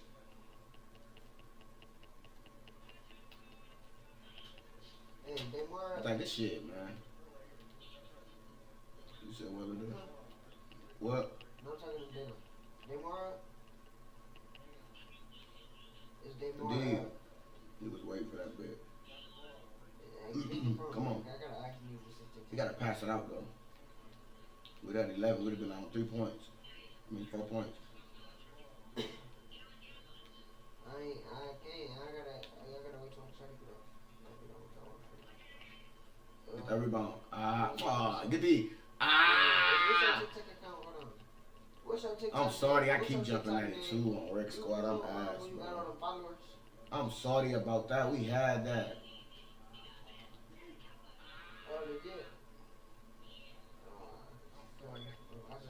Folks, we had that.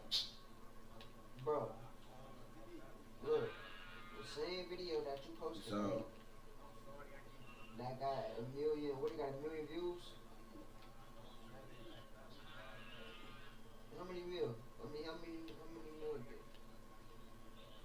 D on Rec Squad? No! You just so being thirsty on Rec. Bro, it's the same video, right? Get that rebound. Oh my god, bro. He just hit that bitch, bro. He just sold us on Rec Squad. He did, bro. Rec Squad, he just sold us. I'm sorry as fuck. Bro, it just got like the video. 57.9 million. Like the video. Coming on the channel. Huh? Views, and they got 5.5 million likes.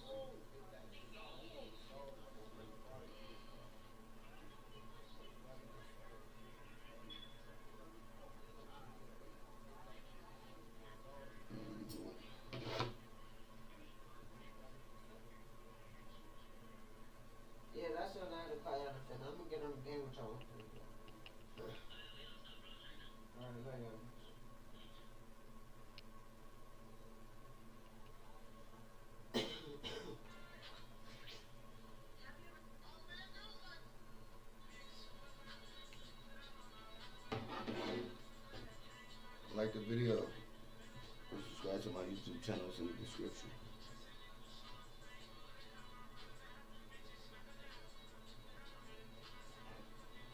Talk to me. What's going on, y'all?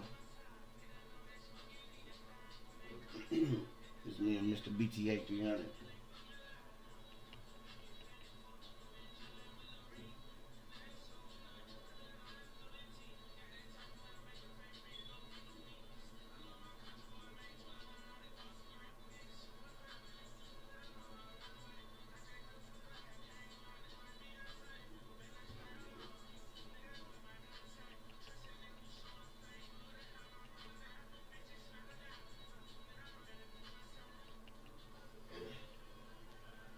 No.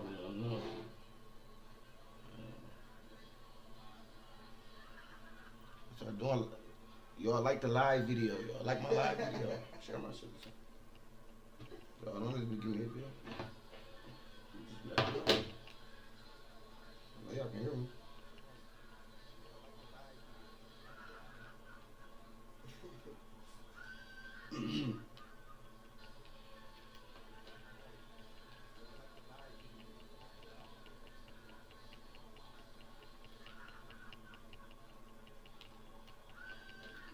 Another block. Another ball. Got another block. And our ball. I don't play. Oh, that's my block, bro. As I jump, I just saw the squad. I just sold chat. I couldn't get everything. I just sold, gave the ball right back to him, didn't I? Crazy work. Come on.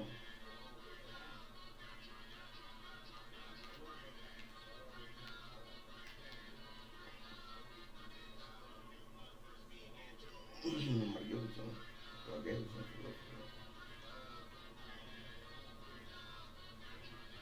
What you on? Like the video. Subscribe to the channel. Can y'all hear me? Y'all on here. I see y'all.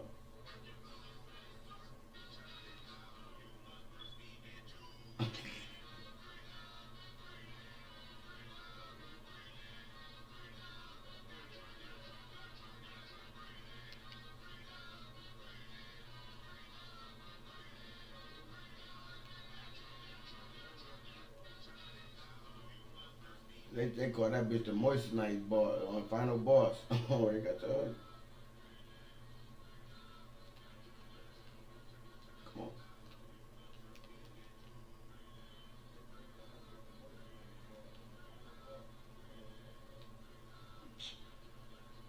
Oh my god.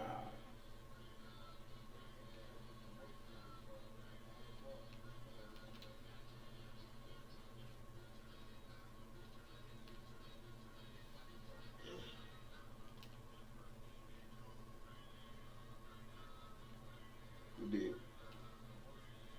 The defense.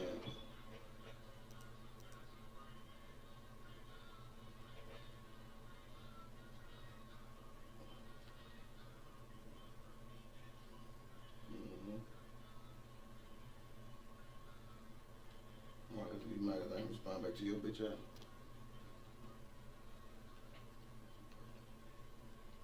I know he is. I know what kind of takeoff you got. You can go duck that bitch and think you ain't gonna make a defense.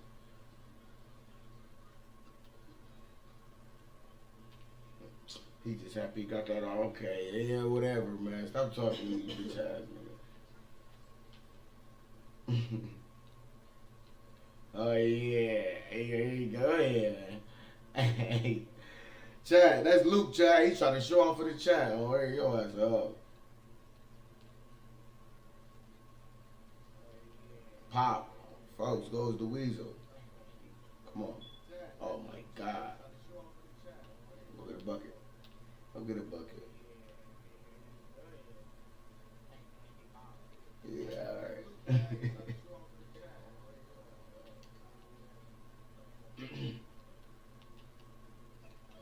Man, come on, man. Fucking need some help. You niggas down there.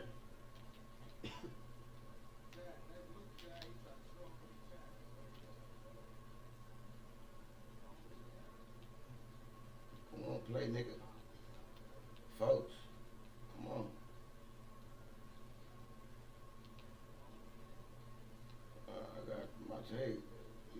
see why you checking for her. You know I got my tape. Like a stupid shit. Nah, I'm about to throw alleys and shit. I'm about to show out. Shit. Oh my God, he wanna follow me, child. Tell him quit following me. No. Tell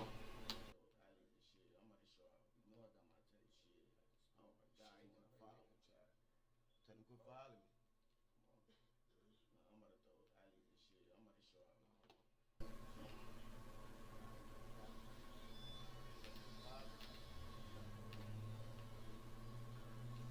What y'all knew? Said that shit. Oh, that's what I'm saying, bro.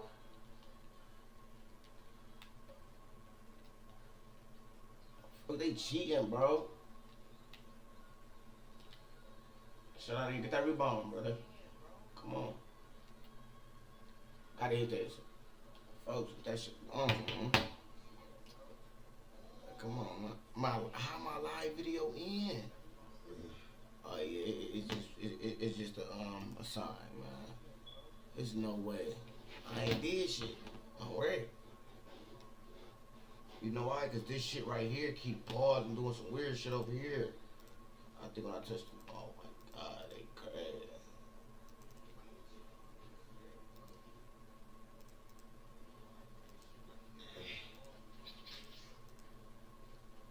Who? What do you do?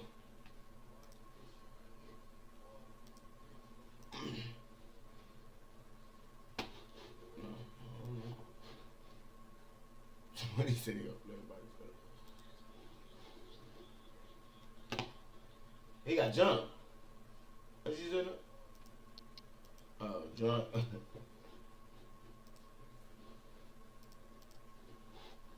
Oh, jump cut.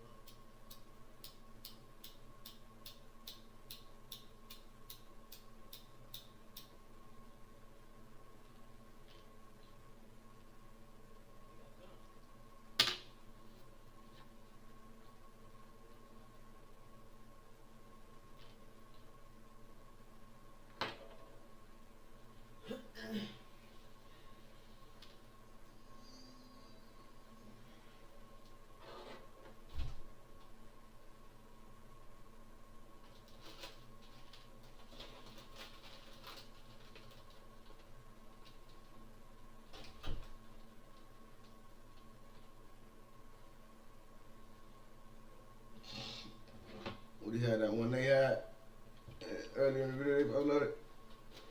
No. Nah, you know me. Yeah, that shit is funny.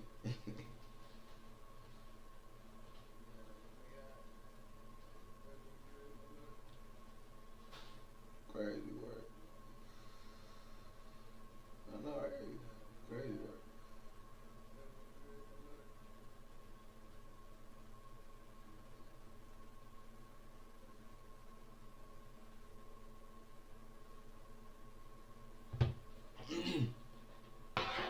Come on, man.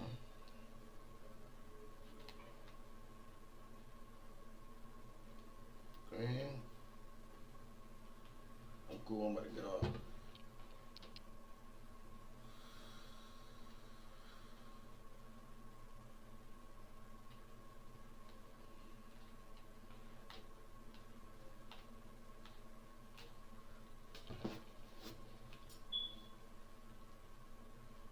Shit, so good. It's just a millisecond. That shit crazy. I don't know. You talking about the Bodine ball thing? Them bitches decent. Folks take decent. I ain't know that. Unless I just said, I don't know.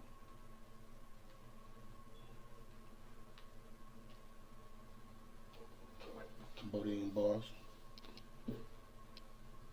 Mm-hmm. Bodine. Bodine.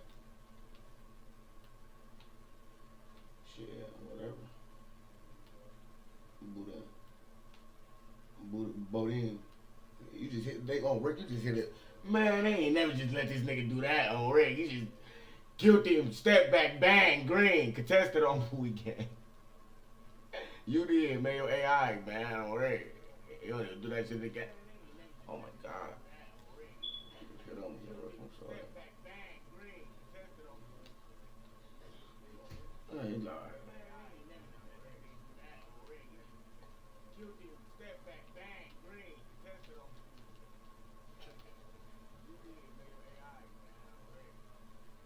I hit that bitch, so that matter on Rick.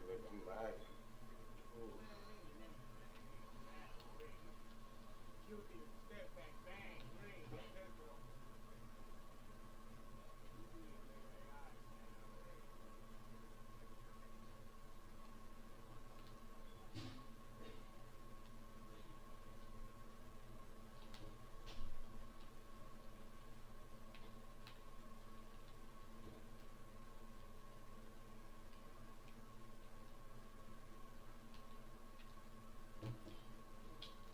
Any minutes on Rick.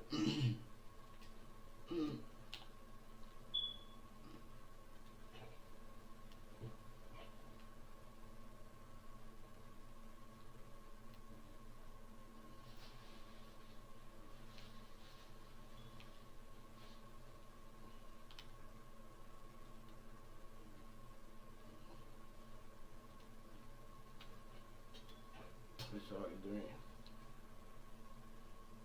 Oh, we take somebody else to hit that bitch. Shit out of here. Oh, Rick will play. Yeah. Oh, he hit a bitch. The three?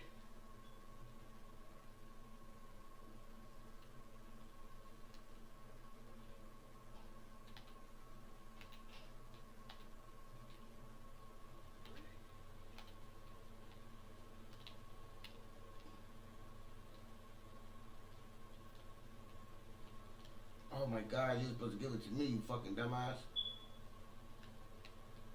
Green. Damn.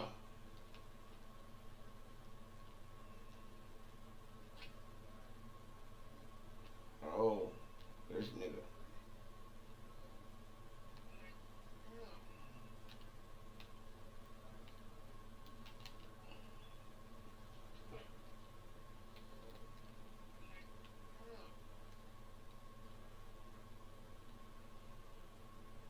Shot. Miss. You ain't get no rebound on Rick. So bitch ass on. Oh, on Rick. Oh. No, come on. Right back on Rick. Oh, I just did that.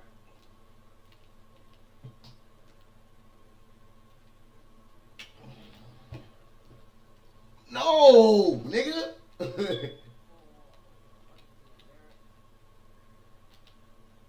I done did that. I'm some stupid shit on Rick. Damn, I'm sorry on Rick Squad because you did that, man. Call for the ball. Let me work this bitch on my mama. Watch out. I'm gonna hit you. See that rock? Oh my God. They ain't never just smothered me like that to do that on folks. Fuck me up, man. I'm sorry on Rick Squad.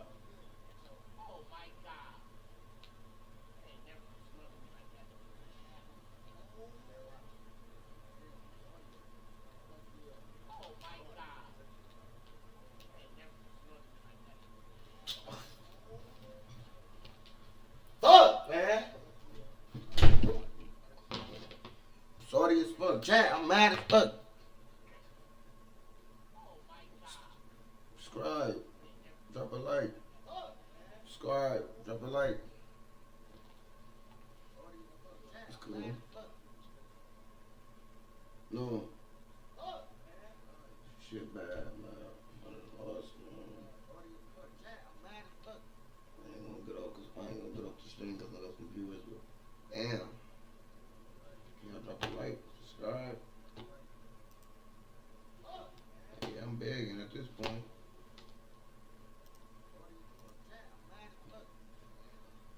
I ain't never had to beg for nothing that's free. This much. It's crazy work. It's cool though. No, I ain't tripping.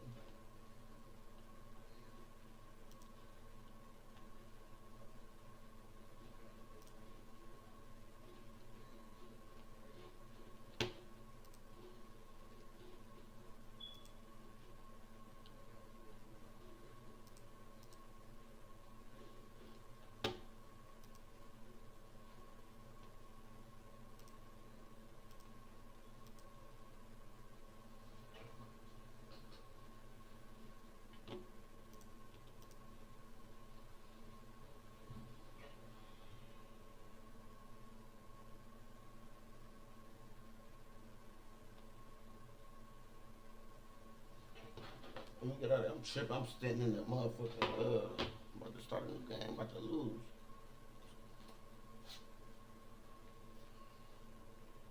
Concentrating what I want to do. Man, y'all little niggas ass, man. Need some new friends, some new family members and shit. Yeah, I'm getting tired of these ones. Shit. Alright.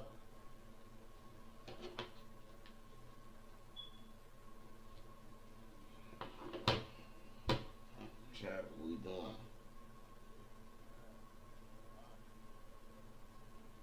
I know we about to do chat. We about to do some reaction or something. Turn the shit up.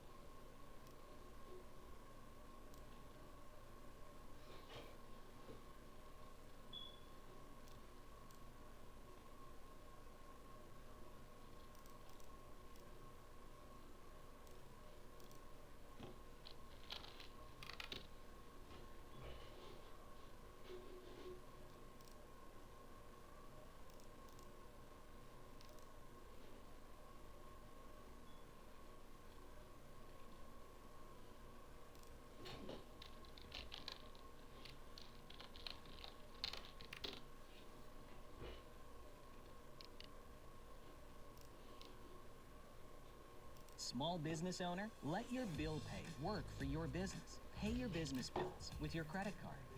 Even where cards aren't accepted, Melio lets you use your credit card to pay for rent, suppliers, and more. Defer payments until the end of your next billing cycle. Keep cash. Jennifer Griffin, she's reporting live out of Washington with the news for us. Jen? Hi, Sandra. Well, Fox News has learned that the 3 U.S. warships targeted by Iran Thursday face non-stop incoming fire from Iranian drones and missiles as they traversed 500 miles through the Persian Gulf and the Strait of Hormuz. That fact has not previously been reported. We also now know that it was one F-18 Super Hornet that struck the 2 empty oil tankers trying to break the blockade earlier today. CENTCOM released this video of the MT Sea Star 3 and MT Sevda being struck and now on fire in the Gulf of Oman. They were hit before they could reach Iranian ports. On Thursday, 3 American guided missile destroyers, the USS Truxtun, USS Rafael Peralta, and USS Mason, were transiting south into the Gulf of Oman when they came under attack. The attack from Iran lasted longer than we first knew. In response, the U.S. struck a port on Iran's Keshem Island and military targets in Bandar Abbas, another port city crucial to Iran's oil export economy. The airstrikes targeted missile launchers as well as Iran's Bandar Kargan naval checkpoint in Manab. Of course we fired back at them. They were shooting at us. That's what I would expect to do. Only stupid countries don't shoot back when you're shot at, and we're not a stupid country. The strikes on Iranian territory came after the president abruptly reversed course and suspended efforts to open the Strait of Hormuz that he announced Sunday. The U.S. strikes came 3 days after Iran fired 15 ballistic and cruise missiles at UAE's Fujairah port on Monday, eliciting anger from Gulf countries after Secretary Hegseth and General Dan Kane told a Pentagon press briefing Tuesday that the attack did not rise to the level of breaking the ceasefire. No, the ceasefire is not over. We expected there would be some churn at the beginning, which happened. What I'll say is it's low harassing fire right now. It's still pretty low level kinetics at this point in time. This angered Gulf partners, causing them to halt permission for U.S. warplanes to use Saudi and Kuwaiti airspace, forcing President Trump to get involved. The decision was later reversed after a phone call from the president. Sandra? All right, Jen Griffin.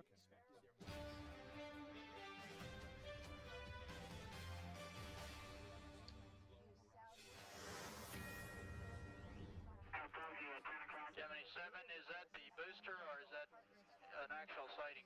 We have several, looks like the 3 up here, actual sighting. We have very many, looks like hundreds of little particles going by to the left out about 3 to 4 miles. Yeah, never before seen UFO files reveal the close encounters with mysterious objects have been going on for decades. And hello everyone, and welcome to the final hour of tonight's big weekend show. The Pentagon has now released shocking new UFO and UAP footage. There's this video from 2024 where Northern Command captured an inverted teardrop UFO. That same year, another object was spotted over the Pacific Ocean. And back in the 1960s, witnesses reported seeing three foot tall crewmen wearing spacesuits come out of flying objects. Meanwhile, in space, the Apollo 12 astronauts say they saw bright flashes and orbs. Then it happened to the Apollo 17 crew as well. They described it as being so bright that it looks like the 4th of July. Now officials are hinting that more files are coming. If you're looking to learn how to trade, a community is very important. And I've joined previous communities, and teaching wasn't one of their strong points. So I would This week on trading with the pros definitely goes down. This is a teaser. This is a kind of a, something to open up with. I think that there is more to come. If they're not going to be disclassified, I'll probably do an effort to Hold on, post y'all. myself under speech and I'm debate. trying to fix my Yeah, these new revelations come after a former military I'm trying to spokesman fix my blowing the whistle game right on quick. what they've witnessed. Yeah, but I'm reacting to Trump, Iran war. Area Whiskey 72, 10 miles off the coast of Virginia Beach. 2 F-18 Super Hornets were split by a UAP. Cause he's out of his mind. Trump is out of his mind. Black cube inside of a clear Like, sphere came within 50 feet of damn, I just lost my viewer. Had to get him entertained, man. Had to come in here. You feel me? security guard terminated the flight immediately and returned base. Damn it. Fuck it. The safety report, but there was no official acknowledgement of the incident. Joining us now for tonight's big close-up is Ryan Graves. He's a former Navy F-18 pilot and the UAW whistleblower that you just heard from. And is also the founder of Americans for Safe Aerospace. Ryan, thank you so much for joining us. I think I want to point out first, listen, when we talk about fighter pilots and astronauts, these are men and women that have Chat, we back. Gang back, we back. Get it. control and in charge of all their faculties. The idea that all of you are conspiracy theorists that had a date you didn't understand, really, that is the truth that no one can accept. So now we have these files to start to come out. They say it's a teaser, they say there's a lot more. What's your goal in all of this? Well, the truth is, pilots are still not that comfortable coming forward. I made that decision in my life, but working at Americans for Safe Aerospace, receiving reports from commercial and military pilots, it's clear that they're coming to us in secret because they don't feel comfortable with their employer knowing that they're sharing this information or worse. So although more information has been coming out, the stigma has lifted a bit. Pilots are still having these occurrences regularly, daily in fact, not just within the military, but within the commercial airlines. And until we have the proper rules, regulations, and protections that allow that information to flow properly, not just so that the DoD can have it, but also so that the normal aviation safety channels can integrate that and share that with other pilots, I think that's the point that we need to get to, and this is a very good first step. It shows that there is a lot there. We've been hearing for years, perhaps decades, that there's really nothing here, and I think this first drop is really just a drop in the bucket of what they have. Ryan, I want to ask why the secrecy? Because you would think if something was going on, it was either a threat to national security or was some kind of unexplained phenomena. I understand that there have to be a level of classification, but when you're talking about the retaliation of just saying you saw something, it's very confusing to the average citizen as to why you would feel you can't say anything about this or why there wouldn't be a little bit more transparency. Can you explain to us why there's this veil of secrecy surrounding some of these incidents and some of the things that you and others have seen? Absolutely. I think we're all aware of the cultural stigma and the fear of perhaps coming out with this conversation. But specifically for pilots, they are authorized to do their job. They make their money from the fact that they are sound body and mind and able to do that mission. And we have regular flight checkups throughout the year in order to ensure that we're physically and mentally able to do that job. So when a pilot observes something that is outside our expectations and is perhaps performing in ways that we don't understand, and he also or she also does not have any additional data to back up that claim from sensors or something else, in some ways that's almost the definition of a hallucination. They're reporting something that's almost unbelievable with no corroboration at all. And they don't need to be proven to have psychosis, they simply need to have a reason for evaluating them. And that air crew could then be on the bench unpaid for 6 months to 8 months as they're administratively checked out. And if they're cleared to fly, then they continue on. But why would they accept that risk, right? It's all risk and no reward, at least historically. But I think what's unique about right now is that there is reward. There's reward for all of us coming forward, sharing how often this is happening, sharing the safety incidences, so that your crew members on other aircraft can be safe and that we can all understand what's going on. Ryan, you just mentioned the reward side of it. On the risk piece, have you personally received any blowback or retaliation for your decision? There has been a lot of talk in the news about people that have received blowback, whistleblowers. Ryan, you just mentioned the reward side of it. On the risk piece, have you personally received any blowback? First of all, create a new project and select the type of look you want. Their library is created to suit all kinds of projects from weddings to travel. Ashley Webster live for us in Tel Aviv. Ashley, thank you. Let's bring in Iranian-American former NFL player Sharp Pordanish and former Deputy National Security Advisor Steve Yates. Thank you both for coming on. Steve Yates, to you first. I want to play a little more sound. We had Ashley playing a little bit of the Secretary of State Marco Rubio with more on the soon expected Iranian response. Watch. We're expecting a response from them. We'll see what the response entails. The hope is it's something that it can put us into a serious process of negotiation. Obviously, we've seen the reporting overnight that Iran has established or trying to establish some agency that's going to control traffic in the Straits. I think that's unacceptable.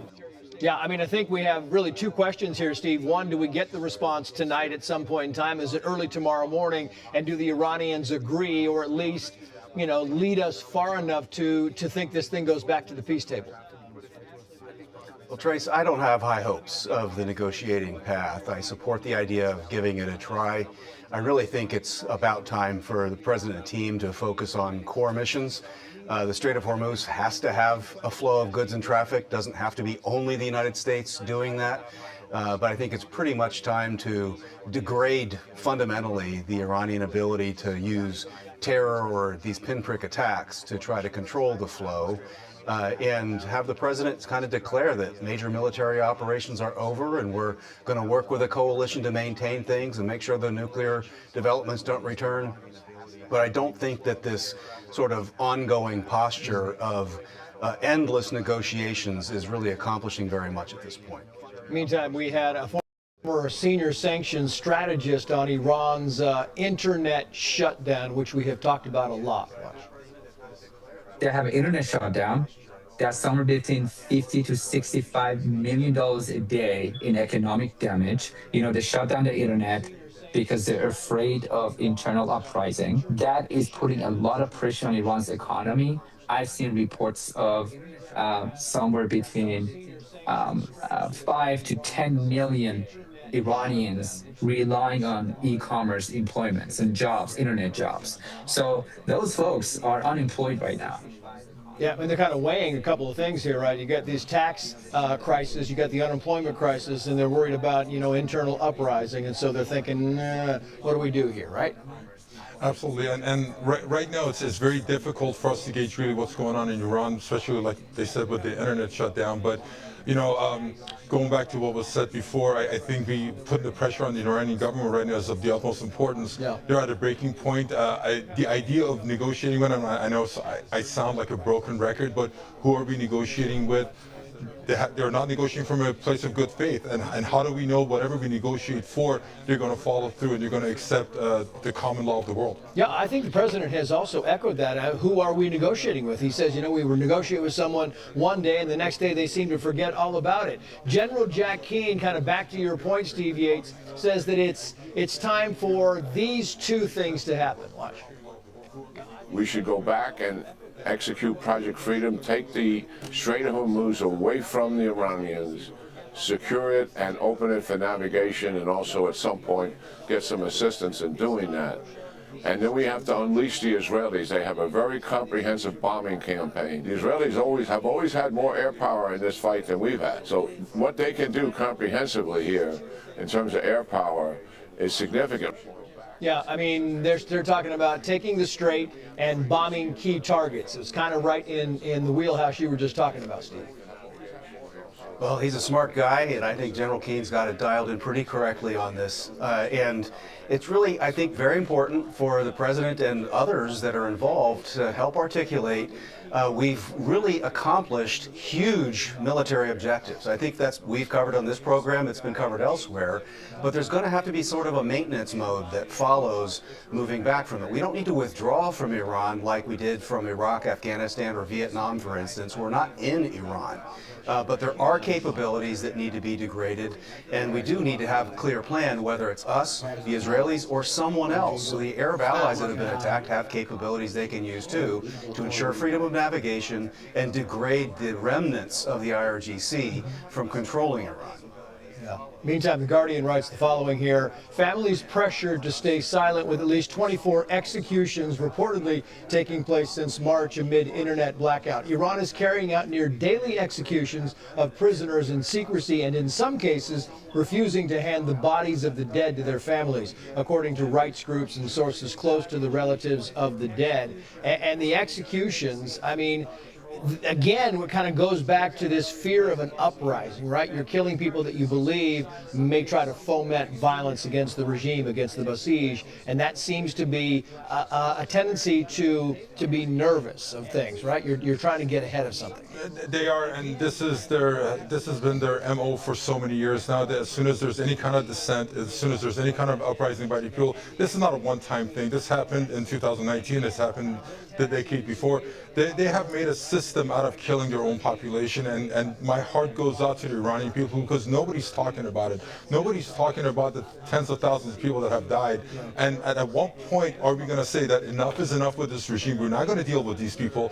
I mean, what are we going to do? We're going to sign an agreement with them and call it JCPOA 2.0 and so they can break it at any point? This is just, to me, it's just disgusting that we're even giving them credibility by even going to the negotiating table with them. We will see how this whole thing works out. Sharp Udanish, Steve Yates, thank you both. Be sure to like and subscribe for all the Fox News latest on YouTube and catch full shows streaming now on Fox 1.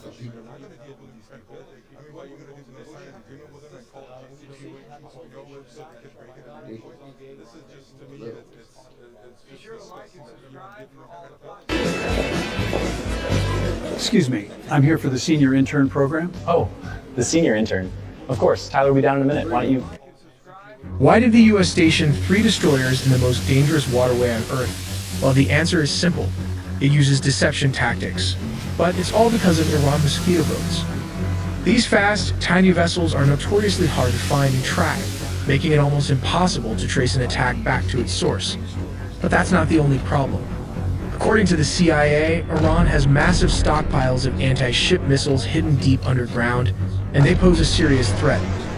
So how did the US finally manage to track down these boats and hidden bases? They set a trap. They essentially let the boats attack their ships just long enough to trace their origins. The moment the attack happened, the US had already pinpointed the source. What followed was a massive coordinated strike, air tankers scrambling from Allied bases, fighter jets launching off US carriers, and destroyers unleashing a barrage of cruise missiles, all working together to obliterate the source of the attack. How did the US use deception in the Strait of Hormuz? The US had a major problem on its hands. Swarms of mosquito boats were constantly harassing their forces. They would come from nowhere to launch rockets at Navy ships, and they'd then disappear. So, they came up with a crazy new idea. They were going to invite an attack on their own destroyers. This is phase 1 of the deception.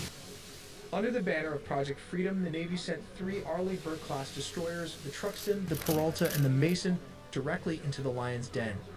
This wasn't your standard patrol, it was a deliberate trigger.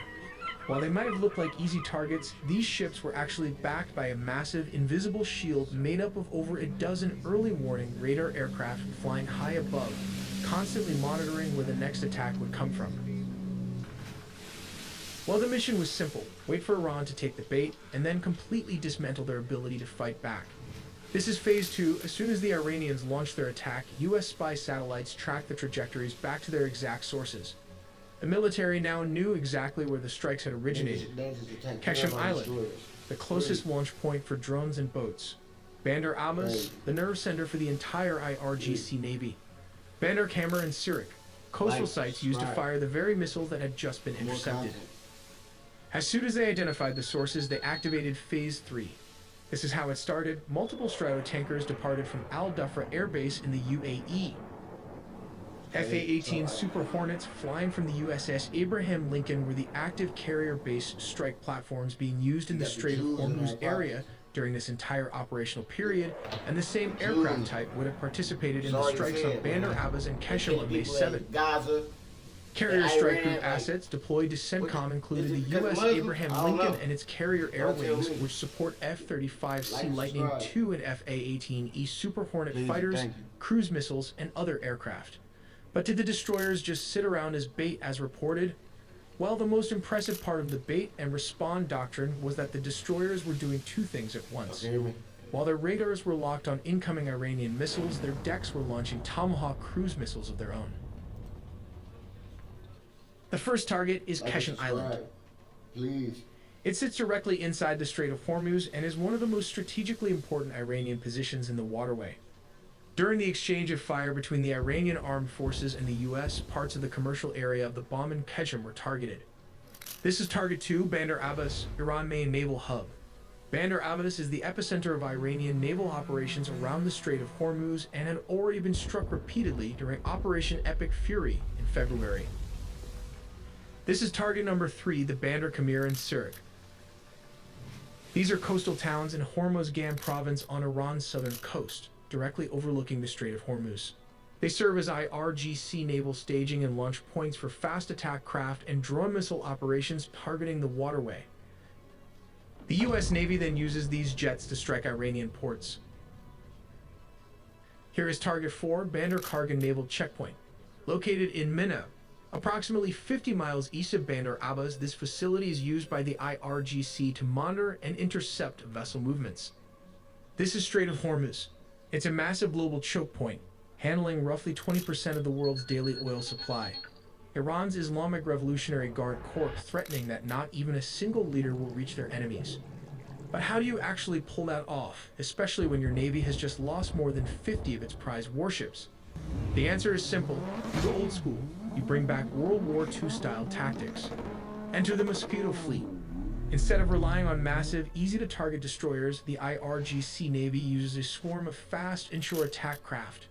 We're talking about incredibly quick, small fiberglass boats, classes like the Ashura, the Tarek, and heavily modified Bog Hammer speedboats. But how do these speedboat attack U.S. warships? The Islamic Revolutionary Guard Corps Navy operates hundreds of small, fast attack craft armed with heavy machine guns, rockets, and anti-ship missiles. The tactic here is simple, but deadly. Instead of trying to fight a U.S. destroyer one-on-one, which they would lose, they deploy dozens of small boats simultaneously from every direction. The goal is to overwhelm the U.S. ship's defensive systems, like the Phalanx, by presenting more targets than the ship can track and destroy at once. And they don't stop at military hardware. They actively deploy dual-use craft. To the untrained eye, these look like everyday fishing dhows or commercial trawlers, but underneath, they're secretly outfitted for covered military ops. So how exactly do these tiny boats deploy heavy naval mines? Since they are dedicated, large-scale mine layers, you won't find any high-tech, automated track systems here. Their methods are incredibly low-tech, but in a tight bottleneck like the Strait of Hormuz, they are lethally effective. It usually comes down to the stern drop method. The mines are simply strapped to the back deck of a small boat. Once they get their target coordinates, the crew literally just rolls or pushes these massive explosives right off the stern and into the water. Some of the slightly larger boats might have basic metal rails to help slide them off, but really that's about it. This bare-bones setup is absolutely perfect for hit-and-run tactics. The whole strategy relies on speed and stealth. A small speedboat can dart right into the busy shipping lanes, hide under the cover of darkness, or just blend in with regular civilian traffic. They drop 2 or 3 mines in a matter of seconds and then float back to the safety of the Iranian coastline, long before heavy U.S. warships can even get a lock on them. And the weapons themselves. These little boats are tapping into an estimated Iranian stockpile of anywhere from 2,000 to 6,000 devices. They drop everything from simple contact mines, which float near the surface and explode on impact, to advanced bottom mines. Those sink to the shallow seafloor and just wait, patiently listening to detonate the second they detect the acoustic signature of a passing supertanker. How U.S. is using the preemptive capability destructions to strike the 16 mine-laying ships. This is strategy 1. Instead of waiting for the mines to hit the water, which would force dangerous mine clearance operations right under enemy fire, the U.S. took action first. They struck the vessels before they could even deploy.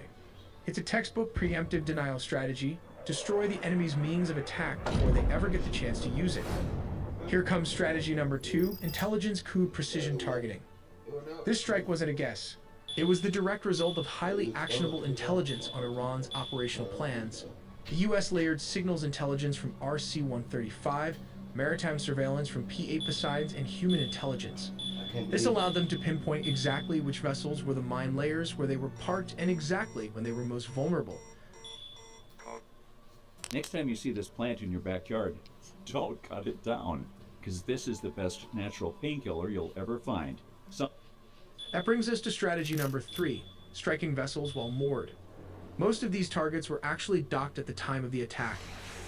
Hitting a stationary ship is infinitely easier, safer, and more precise than hunting down a moving target out on the open ocean.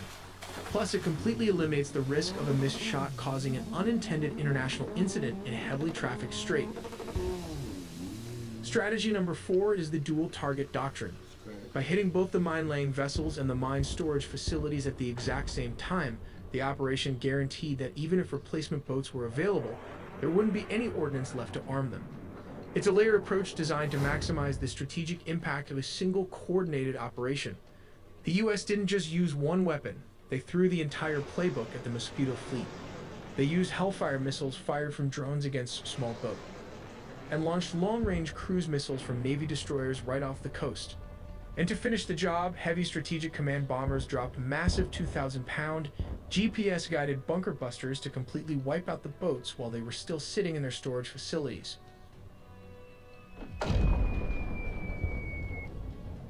This is a US Central Command comeback footage where a Hellfire missile engaging enemy mine-laying vessels. Pausing on this still image confirms its identity as a Hellfire, a munition frequently deployed from this MQ-9 Reaper drone. This vessel is one of 16 destroyed by this type of munition. It underscores a crucial point. Understanding how these small missiles operate is key to understanding how they turn the tide of a conflict and destroy a small navy with a small drone. Let's take a look inside and see exactly how they fire these missiles. He uses a thumbstick to zoom in on a heat signature, locking onto the target. When he's ready, there's a trigger button just below the joystick. Why are we at war with Iran? A simple squeeze launches the weapon, guiding it directly to its intended target. Everything's high. These enemy targets firing at the MQ-9 reappear, clearly lit up on the screen, as you can see here. Even for civilians, there are countless bad actors targeting our computers, which is why we need a defense mechanism, just like the MQ-9 multi-targeting radar system. Similarly, this VPN identifies and blocks suspicious email with a harmful download link. In this case, it will alert you immediately. Beyond that, it includes a robust antivirus software to shield your devices from viruses, malware, and tracking by ads, bots, or third parties. Finally, with Surfshark VPN, a single subscription covers not just you, but also your friends or even your entire city if you wanted. Go to our link surfshark.com/AITELE. By buying through the promo link and using the code AITELE, you will get 4 extra months free, assured by a 30-day money-back guarantee. But how did this small missile could successfully track and hit the speedboat? Let's take a look at Hellfire missile tracking and guidance. The AGM-114 Hellfire missile is a precision weapon. We spend all our taxpayers' money on this useless war, pointless war. What is we at war with Iran from? Because the Jews, Israel. I'm not trying to, I don't have nothing against Israel, nothing, I swear. They blowing Gaza up, got Gaza in rubble. They got us attacking Iran for no reason. The war pointless. Gas high, everything high. Literally, everything's high. Rent high, cost of living, everything's high in America. You know, our money's going the wrong places. Been guided either by semi-active laser or millimeter wave radar. Ridiculous. This means it can accurately lock onto and follow targets, even ones moving quickly on water, like a speedboat. The MQ-9 Reaper drone uses advanced onboard sensors and targeting pods to continuously track the boat, sending real-time information to the missile after it has been launched. The drone's sophisticated systems can calculate the boat's speed, direction, and maneuvers, allowing the missile's guidance to predict where the boat will be and adjust its flight path to hit the target. Paired with the MQ-9 Reaper drone's continuous real-time tracking, enable the missile to accurately follow, anticipate, and destroy a fast-moving boat traveling at speeds up to 69 miles per hour. When you add it all up, the U.S. has taken out over 60 warships and submarines in a span of just 10 days. First up is the Joshin. When this Iranian fast attack craft approached a U.S. surface action group, it fired a U.S.-made Harpoon missile, a remnant from pre-revolution armed sails. The U.S. cruiser U.S. and Wainwright successfully evaded it using electronic countermeasures and chaff. The U.S. ships instantly returned fire, sinking the Joshin in what became the world's first ever missile duel between warships. Then came the Sahand. This Iranian frigate sailed out to challenge the U.S. fleet and fired at passing aircraft. The response was immediate. Navy attack jets and the destroyer USS Joseph Strauss swarmed the vessel, pummeling the Sahand with missiles and heavy bombs until it caught fire and ultimately sank after its own munitions detonated. Later that same afternoon, a third ship, the Savalin, tried its luck. The frigate fired a surface-to-air missile at a U.S. jet. The pilot simply dodged the missile, looped right back around, and dropped a 500-pound laser-guided bomb directly down the ship's exhaust stack. The internal explosion completely crippled the vessel. The overarching goal behind all of this was to secure the Strait of Hormuz, the single most critical choke point for global oil. We make original videos from scratch and animated by humans, so please subscribe to not miss a beat. This is the real reason you keep getting up at night to pee, and it's not your prostate. So men are just being lied to about having a swollen prostate? Yep.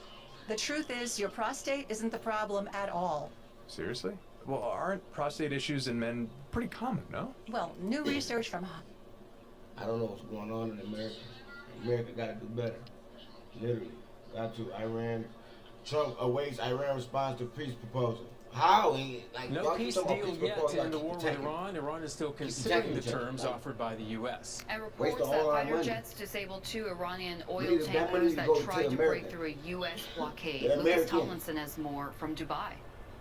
All was calm Saturday in the UAE, but a different story earlier this week when Iran launched 3 different missile and drone attacks here at the Emirates. 3 different missile drone attacks. U.S. warships came under attack during 2 separate occasions while transiting the Strait of Hormuz. Secretary of State Marco Rubio explained why U.S. forces launched a counterattack.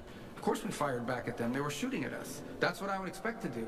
Only stupid countries don't shoot back when you're shot at. And we're not a stupid country. If they threaten Americans, they're going to get blown up. I mean, that's how much clearer can you be than that?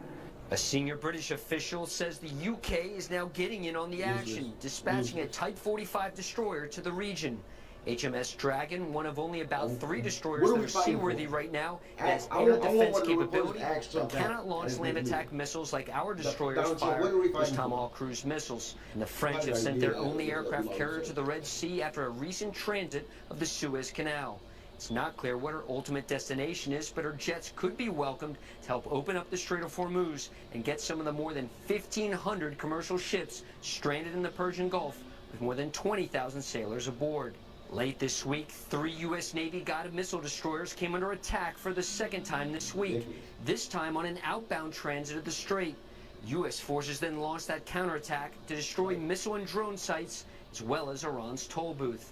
On Friday, a single F-18 Super Hornet disabled 2 empty Iranian oil tankers trying to run the blockade, going to guns to do it, using a 20mm cannon.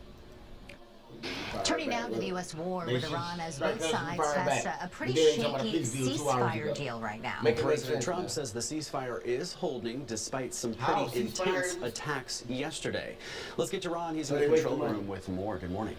Yeah, the U.S. responding to Iran with what the Pentagon is calling some self-defense strikes. It follows Iran's decision to start targeting a couple of ships in the Strait of Hormuz. We're talking about Navy, U.S. Navy ships, as 1,000 ships remain stuck in the Strait, and the CIA warns Iran could hold out for months. The White House is betting on total economic isolation, or as the president said the other day, the blockade is genius, to force them to come to a deal. It's become a high-stakes standoff for sure. The president did say a deal with Iran could happen any day, and Secretary of State Marco Rubio in Rome said they are expecting sometime today a response from the Iranian government. So, uranium enrichment is still a major roadblock. Officials are watching to see what a potential deal could mean for Israel. There are concerns of easing sanctions on Iran and that it might strengthen the country and once again leave Israel in a vulnerable position. Guys. All right, Ron, thank you. All right, let's take a look at the other big story we're following for you on this Friday morning. President Trump says the ceasefire in the war with Iran is still holding, but that's despite some intense attacks. U.S. destroyers have been enforcing the naval blockade of Iranian ports, but 3 of them came under attack by Iranian drones, missiles, and even some small boats. The president says U.S. forces struck back. Iran has also launched new attacks at the UAE. Now, in the meantime, we are still waiting for a response from Iran on the latest proposal to end the war and reopen the Strait of Hormuz. Now, this all comes ahead of the president's summit. I've been in a lot of programs, paid a lot of money, and I have made more progress in the last 6 months in this program than I have with all of them. And a friend of mine told me about TW. The U.S. military says it fired on an Iranian where our oil money tanker going. today, adding further pressure to get a deal done to end the war with Iran. Yeah, this comes as President Trump says the deal could be coming together. Ashley Webster has more. We're gonna keep doing. Americans don't care now. Tensions continue to rise in the Strait of Hormuz, with hundreds of ships waiting to move through that crucial passageway. But signals from the White House show a potential deal between the U.S. and Iran could soon be made to end the war. They want to make a deal. We've had very good talks over the last 24 hours. And it's very possible that we'll make a deal. This comes as Axios reports a one-page memorandum of understanding is being discussed between the two sides. It includes Iran ending its nuclear enrichment programs, the U.S. lifting sanctions on Iran, and both sides ending their blockades of the Strait of Hormuz. It does remain unclear, though, how close the sides are to finalizing any deal. Trust but verify, and that verification part is going to be the failure or the success of these new proposals if they're accepted. While the president says a deal could be made, he maintains there is still no timetable to get it done. Never a deadline. It'll happen. It'll happen, but never a deadline. But if there is no deal made soon, attacks from the U.S. could resume to force an end to the war. President Trump posting on Truth Social earlier Wednesday, quote, "If they don't agree, the bombing starts, and it will be, sadly, at a much higher level and intensity than it was before." And there's nothing in the world the Iranians can build that will stop us from being able.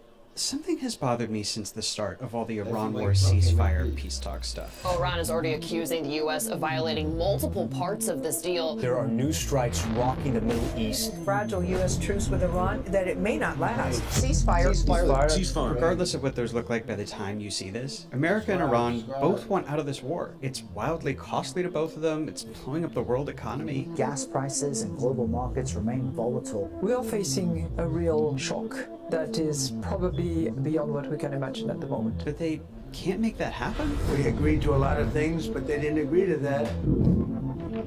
The bad news is that we have not reached an agreement. Two countries are at war. The war is hurting both of them. They want to stop, and they just can't? War in Iran, peace talks failing over the weekend. Is spending 21 hours face to face. I want to get to the bottom of why they can't seem to make real peace, even though they want to. And wrapped up in that is another big question I have. What would that peace look like? For Iran, for America, for the world? Like, what does each side want? What are the major issues? How close or far apart are they? And we actually know a lot about this, like enough to draw a decently clear picture of what the gaps are and how Iran and the US could close them. But all of that just makes it that much more mysterious. Why can't they make that happen? We are going to start our journey by using this board here to lay out what each side wants from the war. We're going to put the American and Israeli demands over here, and Iran's demands over here, so that we can figure out what would go in this middle section of potential peace terms that might satisfy both sides, or meet in the middle, or whatever it takes so the war could end. Let's start with the big one, the Strait of Hormuz.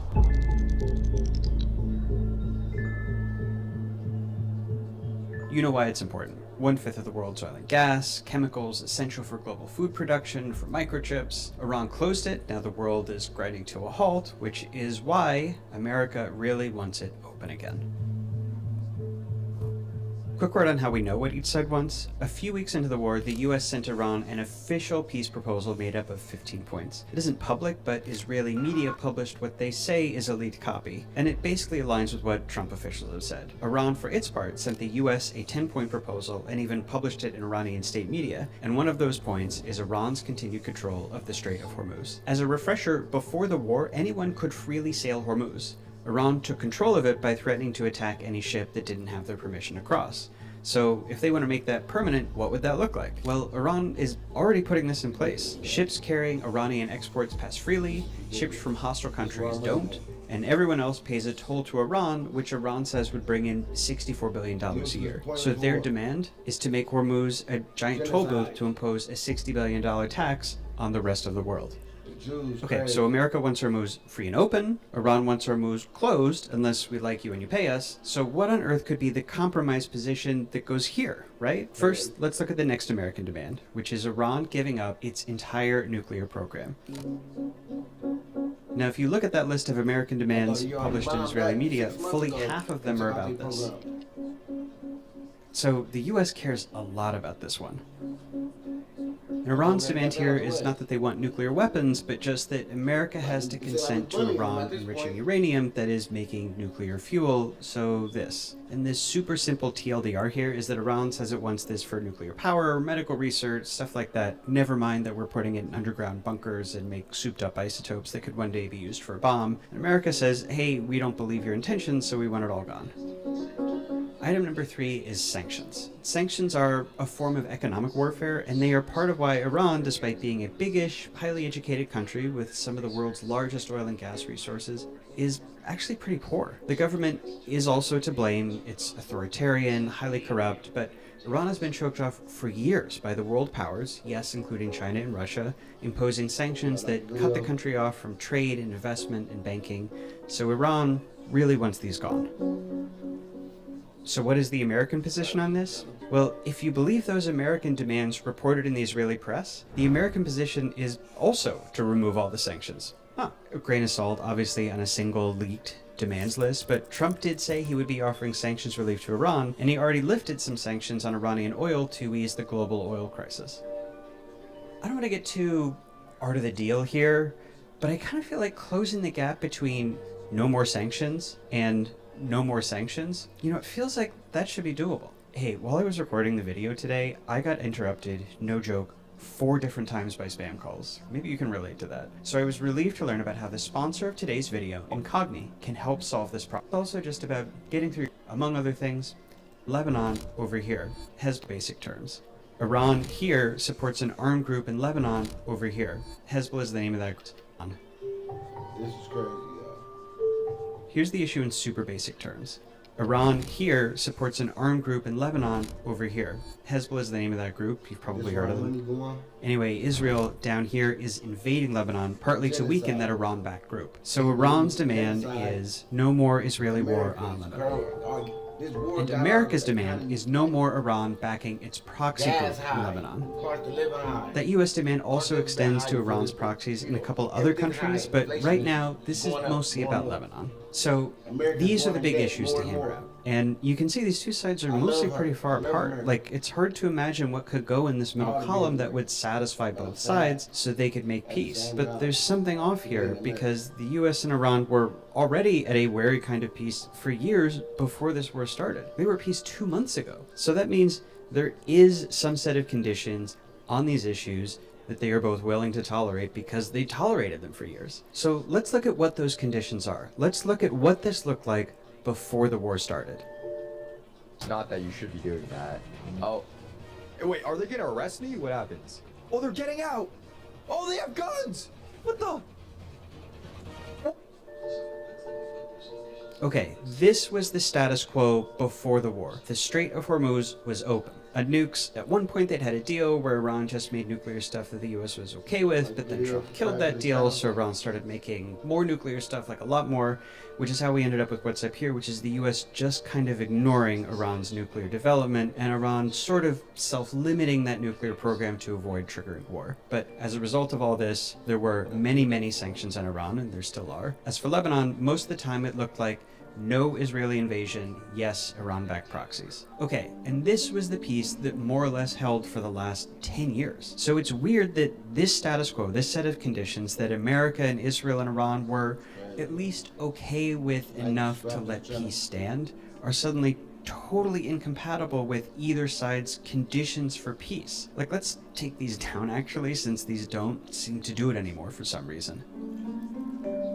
Look, I'm sure some of this, these positions, the gap between them, is posturing. You know, making big demands to look strong. Some of it, I'm sure, is haggling with the goal of eventually meeting in the middle. But I don't think it's just that. Every hour that this goes on is incredibly costly. I think they're really struggling to figure this out. And it all makes me think back to something that I once heard back when I was working as a newspaper foreign correspondent from this guy who was a professional peace mediator. Like, he was always flying off overseas to negotiate peace talks for ending one war or another. He said the mistake everybody makes is to negotiate over each side's like formal stated demands, the stuff up here. He said the demands aren't the actual issue. They're not even what you're really negotiating over. The way out, he said, is to figure out the underlying need behind each of these demands and then negotiate over that. Do you know that kid's book, If You Give a Mouse a Cookie?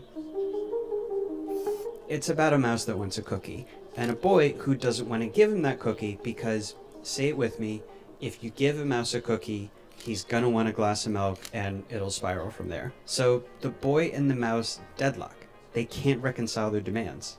If they were countries, they would be at war. And our peace mediator guy, he would say they should forget about cookies and milk. They should identify one another's underlying needs and go from there. Like maybe the mouse is hungry, the boy wants to protect his strategic milk reserves, so the answer is to give him a potato chip instead. Peace in our time. Now let's apply that to this by naming the need behind each demand. Okay, Hormuz. Whenever Iran talks about why they want this, it's always in context with needing money to rebuild everything the US and Israel destroyed in the war. Refineries, bridges, factories, schools. Yeah, I could see how that would feel urgent for them. So I'm gonna write a $sign here and put it here to signify it's the need behind this demand. Okay, everybody with me? The demand, the need behind it. As for the US, I think it's just what they say. Free trade of oil and gas so the global economy doesn't collapse. So I'm gonna write free trade here.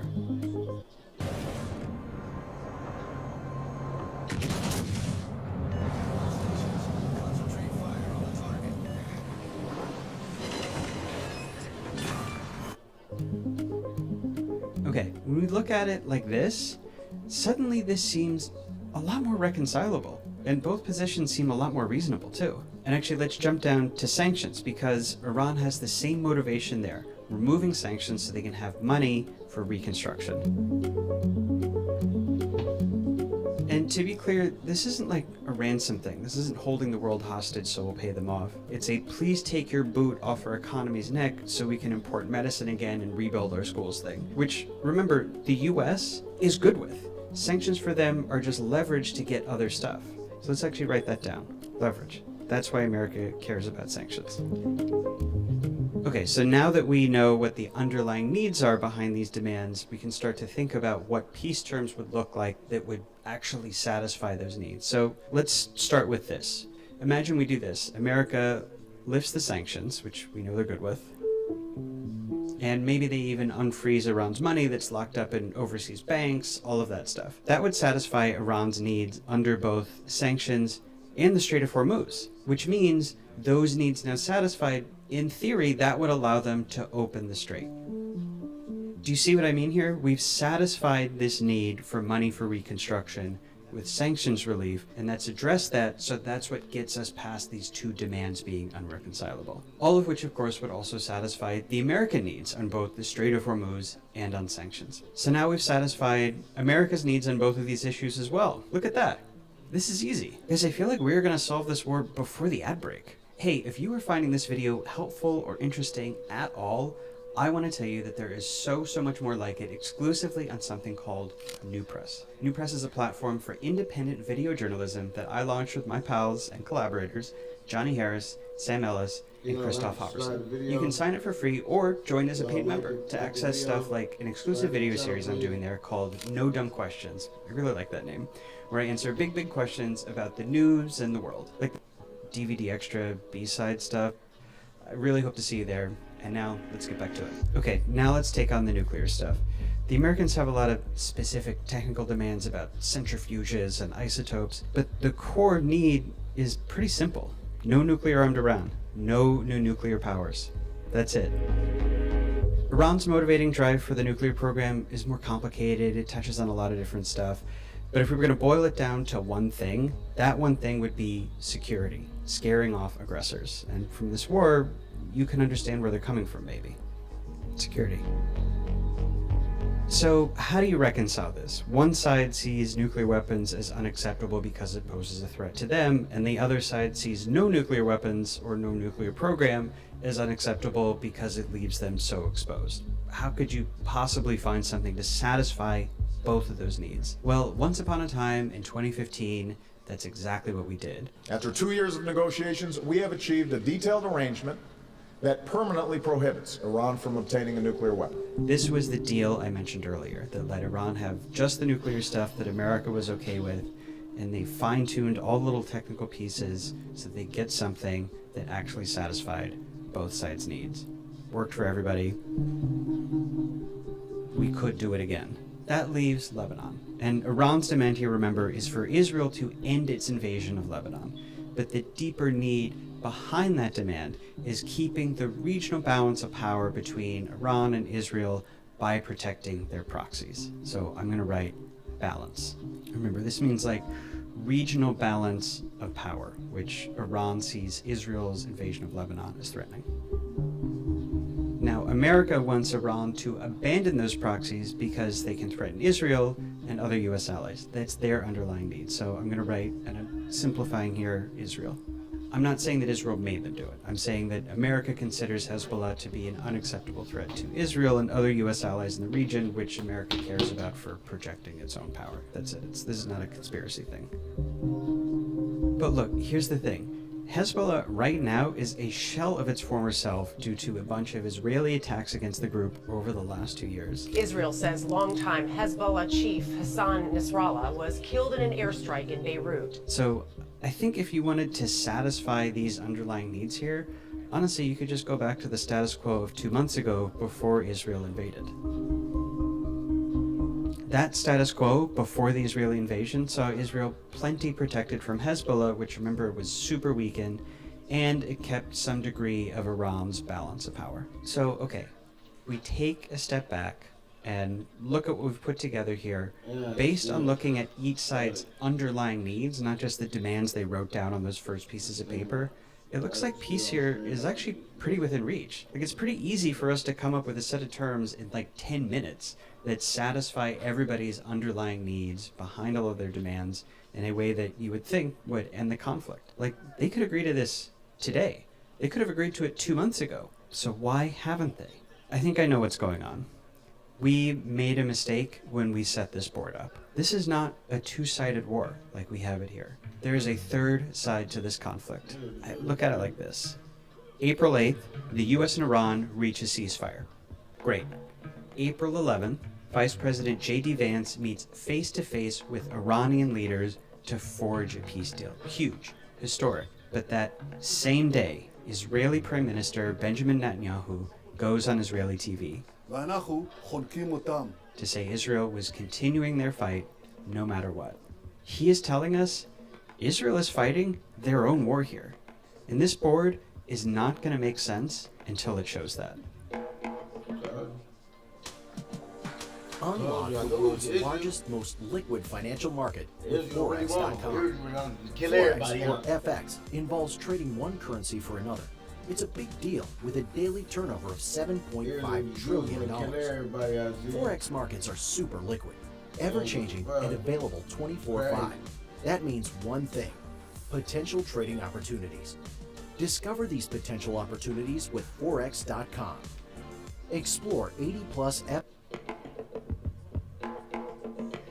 This makes more sense to me. So what do I mean putting Israel off on their own side here? Well, listen to Trump when reporters asked him over and over which Iranian official would lead talks with the U.S. A top person, don't forget. No, not the Supreme Leader. Mr. President, I can't. Mr. President, I know you support this. I don't want him to be killed. Okay? I don't want him to be killed. This sort of sounds like confirmation of something that analysts have noticed for a while on this war, which is that every time Iran appoints someone who might strike a peace deal or a ceasefire with the United States, that person suddenly dies in an Israeli airstrike. When a senior Iranian diplomat named Kamal Kharizai started brokering peace talks with J.D. Vance, an airstrike targeted his home, injuring him and killing his wife, which officials said appeared aimed at derailing diplomacy. When Israel killed a prominent Iranian politician named Ali Larijani, one expert told The Guardian, Netanyahu is focused on blocking Trump's pathways for a ceasefire. Larijani would have been the man to get that job done. Another time, Israel put this guy, Iran's foreign minister, on their official kill list, but Pakistan found out and told the US, which told Israel not to do it. We told the US if they are also eliminated, then there is no one else to talk to. This is crazy. It sure seems like Israel is actively working to block peace and therefore the US's agenda so openly that the US president casually references on TV, Israel is going to kill anyone in Iran who tries to help me get what I want. And the same thing happened with Lebanon. Iran said any ceasefire had to include Lebanon. The US agreed. And then a few hours later, Israel bombed Lebanon's capital, killing hundreds of people. Ceasefires back off.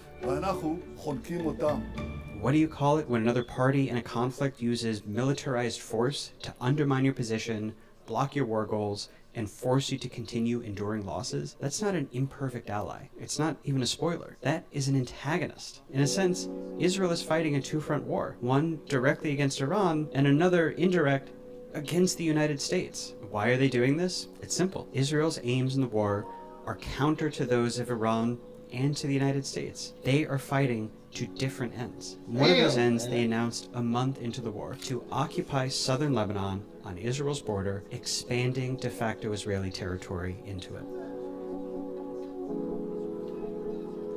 And the other is to collapse Iran's entire political system.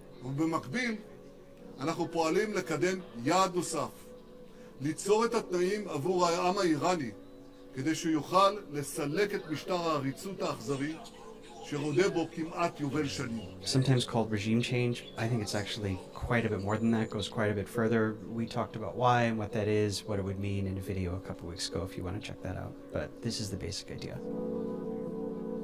This is not me spinning theories. Like, look at the board. We put together all of this. There's evidence behind each of these. Israel's goals are diametrically opposed to America's goals. You cannot have both Israel's desired end state for this war and America's desired end state. They are in conflict, which means all of this US-Iran overlap is dangerous for Israel. It's a threat to their goals, and they are treating peace as a threat, which means treating the would-be author of that peace, both Iran and the United States, as antagonists, as their adversaries in the war. At the start of this video, we asked what peace between the United States and Iran would look like. And that was actually pretty easy to answer. But we also asked why they haven't been able to get there. And that was harder, because it means seeing that this is not just a war between two sides. It is a three-sided conflict between the United States, Israel, and Iran, each versus the other. That is how Israel is treating it. That's how Iran is treating it. And I think in a lot of ways, that's how it's been for years. I don't believe that Iran's radical regime will change for the better after this deal. Ever since, back in 2015, Netanyahu threw everything he had, including this very controversial speech he gave to the US Congress, at trying to blow up the US-Iran nuclear deal, at trying to undermine American foreign policy. You know, there's a sense in when it's maybe been going on for even longer than that. That is a subject for another video. But the United States doesn't want to see it. They don't want to see that this is happening, because the implications of that would just be too uncomfortable. But until America recognizes this truth for what it is, that this is a three-sided conflict, that Israel is not on the same side here, not just in the sense of not being a good ally, but in the sense of being, in a lot of ways, an adversary, this conflict will, in one form or another, continue.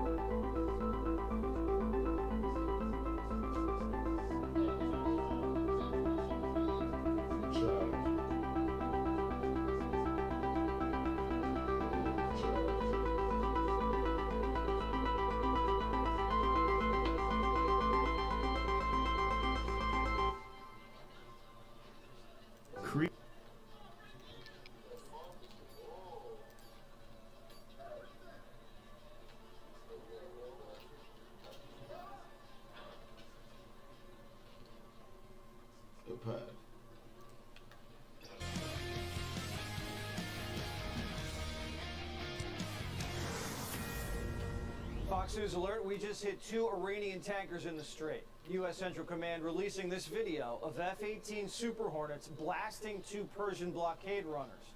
The Sea Star 3 and Sevda were sneaking into an Iranian port when they were ordered to turn around. The ships were non-compliant, and then they got sprayed with 22mm machine gun fire right into their smokestacks. The Super Hornets were deployed from our carrier, the USS H.W. Bush. CENTCOM says the 2 ships were disabled on the spot and had to abandon mission. What? The ships are massive, but they had no crude on board. They were empty and desperate because Iran's onshore storage is nearly at max capacity. More on that later. This is now the third Iranian tanker that we've love-tapped this week. On Wednesday, Super Hornets from the USS Lincoln fired several rounds from a 20-millimeter cannon gun into another Iranian tanker's rudder. It was actually the first time an American fighter jet shot at a cargo ship, ever. CENTCOM says multiple commercial vessels have been disabled and more than 50 have been redirected by CENTCOM forces to ensure compliance. The Strait's seen a lot of action in the last 48 hours. Yesterday, the Iranians fired at our guided missile destroyers, and that was a bad decision. The point is, if there's not much seizing in the firing, because we've well, you seen should ask that of the attacks. Iranians. Don't ask me. We didn't fire. They fired on us. My point is, if you fire at a U.S. Navy ship, what are we supposed to do? Say, oh, there's a ceasefire. We're not going to shoot down your drone. That's a stupid question. That's a stupid position to take. Of course we fired back at them. They were shooting at us. That's what I would expect to do. Only stupid countries don't shoot back when you're shot at. And we're not a stupid country. The president says if the Iranians think that's bad, then get ready. Is the ceasefire with Iran still on? Yeah, it is. They trifled with us today. We blew them away. They trifled. I call that a trifle. I'll let you know when there's no ceasefire. You won't have to know. If there's no ceasefire, you're not going to have to know. You're just going to have to look at one big glow coming out of Iran. And they better sign their agreement fast. The Iranians are talking a lot of smack. Their foreign minister says this, quote, every time a diplomatic solution is on the table, the U.S. opts for a reckless military adventure. The outcome is the same. Iranians never bow to pressure. Sending 18-year-olds on Boston whalers at American missile-guided destroyer, that's a reckless military adventure. We only fire when fired upon. And today, the Iranians lob more missiles and drones at the UAE. Rubio says someone's going to have to teach these guys a lesson, or the whole world will turn into pirates. Iran now claims that they have a right to control an international waterway. They claim that they have a right to control it. What is the world going to do about that? Is the world going to accept that Iran now controls an international waterway? Because if the world is prepared to accept that, then be ready. Because there's like 10 other countries that are going to start doing the same thing in their international waterways, or in international waterways near their countries. That's an unacceptable thing that they're trying to normalize. The president's wall of steel's working. The blockades already turned around 57 commercial ships. Here's the USS Truxtun, USS Rafael Peralta, and USS Mason operating in the Arabian Sea, just a day after they sank a Mosquito Fleet six-pack. CENTCOM says 70 Iranian tankers are tracked, with over 160 million barrels of oil on board. That's $13 billion of oil just rocking on the rebound docks. is crazy, man. They're filled to the brim and can't squeak out of the embargo. And now the New York Times, they're reporting that the Iranians are dumping millions of barrels of crude into the Gulf. Satellite images show a massive oil slick spreading into the water off Karg Island. That doesn't look too good. Primetime reached out to Al Gore for comment. Haven't heard back. We haven't heard anything from any Democrat condemning Iranian economic or environmental terrorism. Another thing we're waiting on? The mullahs. We should know something today. I mean, we're expecting a response from them. We'll see what the response entails. The hope is it's something that it can put us into a serious process of negotiation. We know that running a small business is a big deal. That's why Melio provides the simplest and fastest way to send and receive business payments online with ACH bank transfers. With Melio, you can manage and track all your incoming and outgoing payments seamlessly on one secure platform. Schedule multiple bills at once. Add team members and sync with accounting software to boost your team's productivity. No matter how you choose to pay, your vendors get paid however they prefer and don't need to sign up. Pay vendors in minutes and hold on to your cash longer. Pay, track, and approve payments easily from the Melio app, anytime, anywhere. And the best part? The first 20 ACH payments each month are free when subscribing to our core plan. Start for free today. What I got 16 of. This almost feels illegal to know after a car accident. Never sue the person who crashed into you if you want to potentially get a six-figure payout. There's an... We can get it at any moment tonight, but can we trust it? The hardliners want war because they don't know if they can survive another round of protests. And no one's seen or heard from the gay Ayatollah. Sources say his status is Wizard of Oz meets Weekend at Bernie's. The people we're negotiating with can't be trusted either. Their lead guy, a bit of a